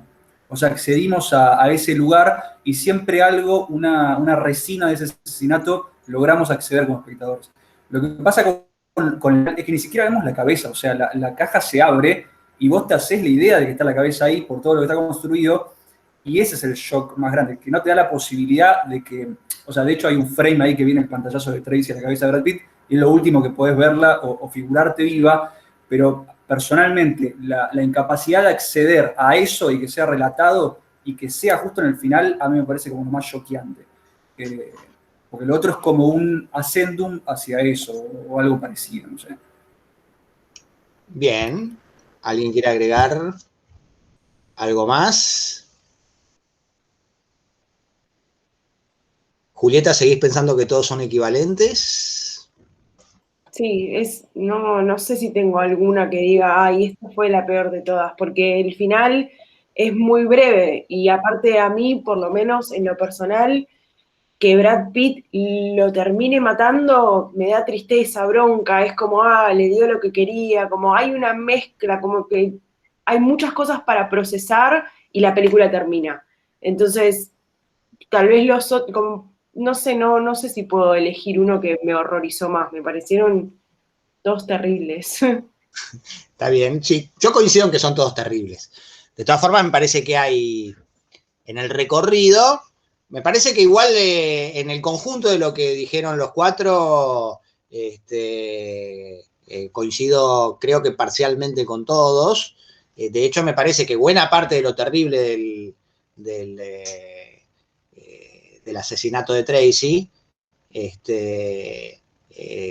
tiene que ver con la serie de asesinatos. Y puntualmente con el anterior, con el de la lujuria. Convengamos igual que la escena más icónica de la película es la del final, digo, ¿qué hay en la caja? Como eso es lo que queda, lo que le decís a cualquier persona que ve la película, le decís, ¿qué hay en la caja? ¿Qué hay en la caja? Y te entienden. Digo, es algo que también te queda resonando y que claramente tiene un gran impacto. No estoy diciendo que no, hablaba más desde lo personal y lo que a mí me generaba. No, está bien, y aparte muchas veces cuando uno traduce lo que le pasa a concepto, a idea, y empieza a intervenir los propios prejuicios, que todos los tenemos, digamos, en todo caso, el que esté libre de prejuicio que arroje la primer piedra, empieza como a también uno tratar de dar una imagen propia, digamos, de cómo se ve uno a sí mismo diciendo algo y de cómo se trata de situar. Digamos, el diálogo con el mundo y con los demás siempre es problemático también en ese aspecto. Así que hay partes, y si estamos hablando de que el núcleo del sentido no se termina de decir, hay como cierta abstracción, en todo caso, en la manera en la que formulaste al principio. Son todos terribles. Bueno, sí, todas las muertes son terribles, pero si te muere tú, no vamos a decir nadie, pero alguien próximo no es lo mismo. ¿No? Son terribles las muertes, los 70.000, ¿cuántos llevamos de COVID? Pero si le pega en tu casa, para la mayoría que no le pegó en la casa son numeritos, ¿no? Es un problema del signo de los tiempos. Y no es que porque son 70.000, porque es uno, digamos, no se murió de COVID, se murió de otra enfermedad, ¿no? Entonces siempre cuando te pega más cerca, te pega más cerca. Así que es claro que igual me parece que es interesante las dos cosas, ¿no? Que aparezcan, porque yo coincido con que el más terrible de lo que te figurás es el de la lujuria para mí. Ahí cerquita, en todo caso, pega el de la haraganería, ¿no? Muy cerquita, ¿no? Que aparte le cortó la mano, lo tuvo un año, ¿no? Un flash le quemaría, ya tiene el chabón el cerebro hecho puré, ¿no? ¿Por qué? Porque te hacen figurarte, igual para mí peor el de la lujuria, porque no lo hizo, porque el castigo es para los dos, para el asesino en realidad eficiente fue el chabón que contrató a la puta, digamos, y que se puso ese artefacto. Cuando ves el artefacto, no es que te tenés que imaginar, digamos, pero no puede salir nada bueno del uso de ese artefacto. Y cuando ves la actuación, como dice él, en realidad está bien, lo que dice Nicolás es ves la actuación, entonces ves el personaje y ves el morbo y ves lo que, digamos, ¿no? Y entonces te ponen en un lugar donde puedes hacer pie en ese asesinato distinto que los demás, ¿no? Porque de hecho el de la haraganería, en todo caso, en todos los demás es si te proyectás con John Doe. Y en todo caso, ese proceso de proyección es una proyección con John Doe. Eso es lo más perturbador de la película. Y hay un disfrute en la genialidad del plan de John Doe. Y eso es lo más perturbador para mí, lo más perturbador, tan perturbador que ya no puedo hablar, digamos, ¿no? Perturbador de la película. Digamos. Eso es lo más terrible. Es una película, digamos, ¿no? Y cuando está en el auto es una genialidad cinematográfica, además, porque aparte está hablando de su obra, que también es la película, y es una construcción simbólica, la serie de asesinatos, y esos asesinatos solamente existieron en nuestro imaginario, ¿no? Y la gente no se va a poder olvidar de esto, ¿no? Cuando le dice, no, sos un loco más, sos la película de la semana, ¿no? Le dice Brad Pitt. Pasó mañana la gente se olvida, no viste la obra completa. La obra completa que aparte él se convierte en protagonista, ¿no? En ejecutor, ¿no? Y entonces lo que dice Julieta me parece que es muy interesante, porque yo creo que lo más perturbador en definitiva de la película es que el final es insalvable. ¿Que sería mejor que no lo mate? Ya, ¿no? ¿De verdad sería mejor que no lo mate? Es tan perfecta la obra, ¿no? Entonces, para mí, si me preguntan a mí, depende del momento del día, puedo pensar una cosa u otra. Digamos, hace rato que de tanto pensarlo digo, no, la tensión está ahí. Porque ahí es donde se expresa también el carácter trágico que logra construir la película. Hace un armado y un entramado del cual no tenés escapatoria. No está bien, yo soy de la idea, no, hay tenés que matarlo ese jefe. ¿Qué ese chabón que te estuvo controlando todo el viaje, que ya tenía todo armado, qué sé yo, lo vas a dejar vivo? ¿Cuánto dura en la cárcel ese chabón? 15 minutos. ¿No? Qué sé yo, tenés que matarlo. No, está mal es tomarla, no, en una película, una construcción simbólica. Para mí está mal tomar la ley en mano propia, digamos, ¿no? Sobre todo si sos policía, digamos, ¿no? Decidir matar a alguien sin... Pero eso es en otro plano. Es decir, por ejemplo, yo pienso eso. Ahora en la película hay que matarlo. No lo puedo dejar vivo ese chabón. Bueno, después en la realidad se te presenta y bueno, tenés que ir preso. Esa es mi opinión, digo, ¿no? Si te viene un chabón así y y lo matás, sí, hay que matarlo. Pero si se estaba escapando, bueno, ahora dejaron el bochorno del caso Chocobar. Digamos, ¿no? En la película también lo que se pone en juego es que todos le están dando la satisfacción. Digo, la chica que en lugar de vivir con una cara deformada y llamar a la policía, decide tomarse todas las pastillas. Todos le están dando la derecha con todos los pecados capitales. Para mí, esto es una película completamente diferente si Brad Pitt decide no matarlo. Es otra película. Y él no confirma y él pierde, digamos, entre comillas, en la realización de su obra, que son los 7 pecados. Digo, es otra peli, pero me da mucha bronca, no sé, es personal igual. Está bien, igual pensando si le creerías más a esa película. Y si te parecería mejor el personaje y si te parecería más real. A mí no me parecería más real. A mí, y eso es las diferencias que podemos tener. Digamos, ¿no? Hay una realidad, hay un tipo de verdad, no vamos a ver punto de vista, lo dejamos para la próxima. Hay un tipo de verdad que elabora las construcciones simbólicas del arte, para hacerlo de la manera más general y no solamente el cine, ¿no? Es un tipo de verdad, si se quiere, esencial, ontológica, del ser, de la dimensión del carácter trágico de la existencia. Básicamente por mi visión del mundo. ¿No? No tienen por qué compartirla. Que además yo creo que, bueno, que la modernidad se ocupa de tratar de disimular, de negar, de rechazar esa causa que está en la condición de la existencia. ¿No? Nacimos para morir. Digamos, y sentimos una chispa de eternidad, pero nos esperan los gusanitos, están ahí esperándonos. Y eso es inmanejable. Es inmanejable, no se puede manejar.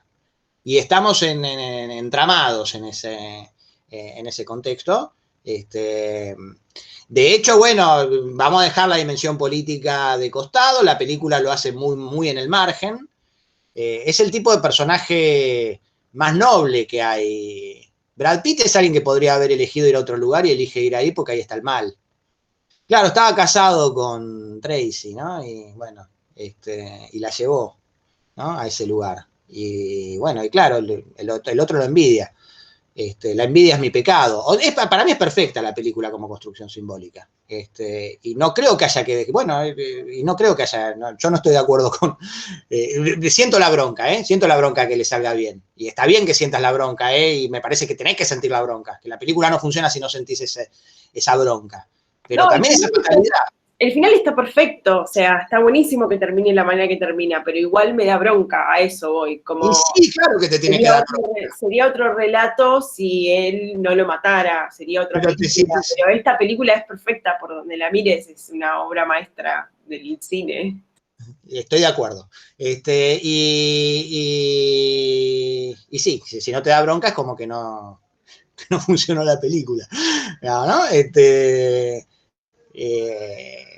Bueno, entonces estamos de acuerdo. No tengo que convencerte de nada. Y lo que... bueno, y eso tiene que ver con el fuera de campo. O sea, y en todo caso, como para redondear,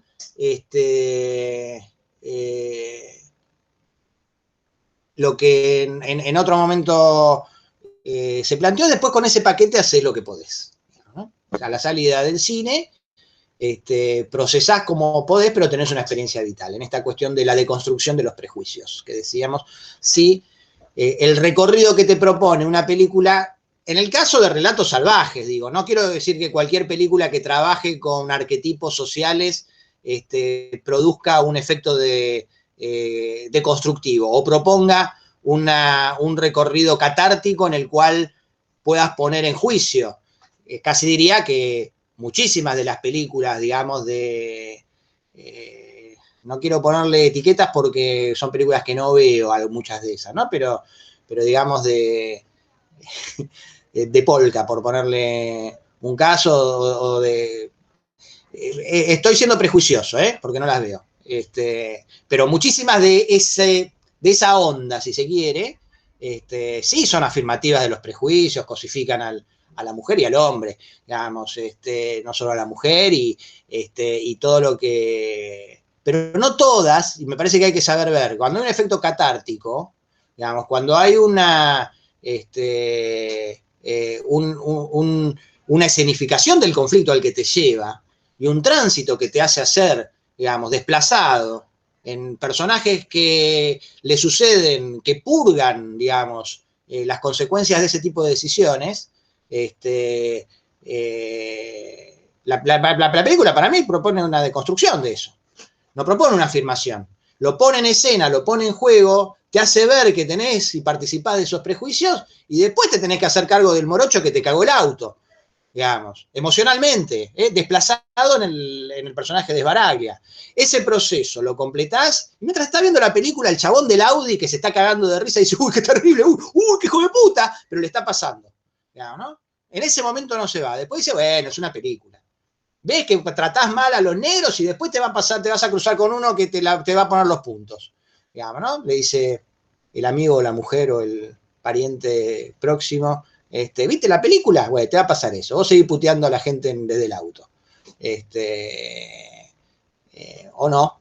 O tiene esa vocecita, digamos, y con esa vocecita hace lo que quiera. Pero la película le hizo el recorrido. Y yo con eso me callo y si alguien quiere decir algo, lo dice.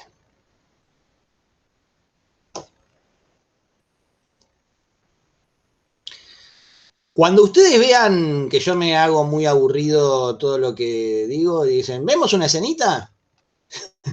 y ponemos más... y me dicen qué escenita. ¿Podemos analizar tal escena de la próxima vez después de hora o podemos hablar de tal cosa, o me quedé pensando y nos vamos de yo hablando a una película que es más interesante. Bien. ¿Nadie dice nada más? Bueno, gracias a los que prendieron las cámaras, las que prendieron las cámaras. No se la cuenta, ahora hay 4 no dan la cuenta, pero bueno, se los vamos a perdonar. Perdón, Adri, no dijimos nada sobre el parcial. ¿Qué pasa? Bien. ¿Qué tenemos que decir sobre el parcial? No, por ahí avisarles que en la parte del blog de la web están publicadas las consignas. Yo se las puedo pasar incluso por acá. Espérate, las voy a buscar. La fecha de entrega es el 12 de julio y vamos a trabajar con True Detective para analizar. O sea, es un parcial de análisis en base a la primera temporada de True Detective y las consignas van por acá. Cualquier duda lo pueden chequear con las comisiones que están al tanto perfectamente o en siguiente teórico con nosotros. Leanlo usted. Leanlo, sí. Y vean la serie. Si no, no van a poder hacer el parcial. Son 2 requisitos. Igual la serie está muy buena, los textos también. Bueno, nos vemos entonces en un par de semanitas. Bueno, buenas semanas. Hasta luego, gracias. Chao, gracias.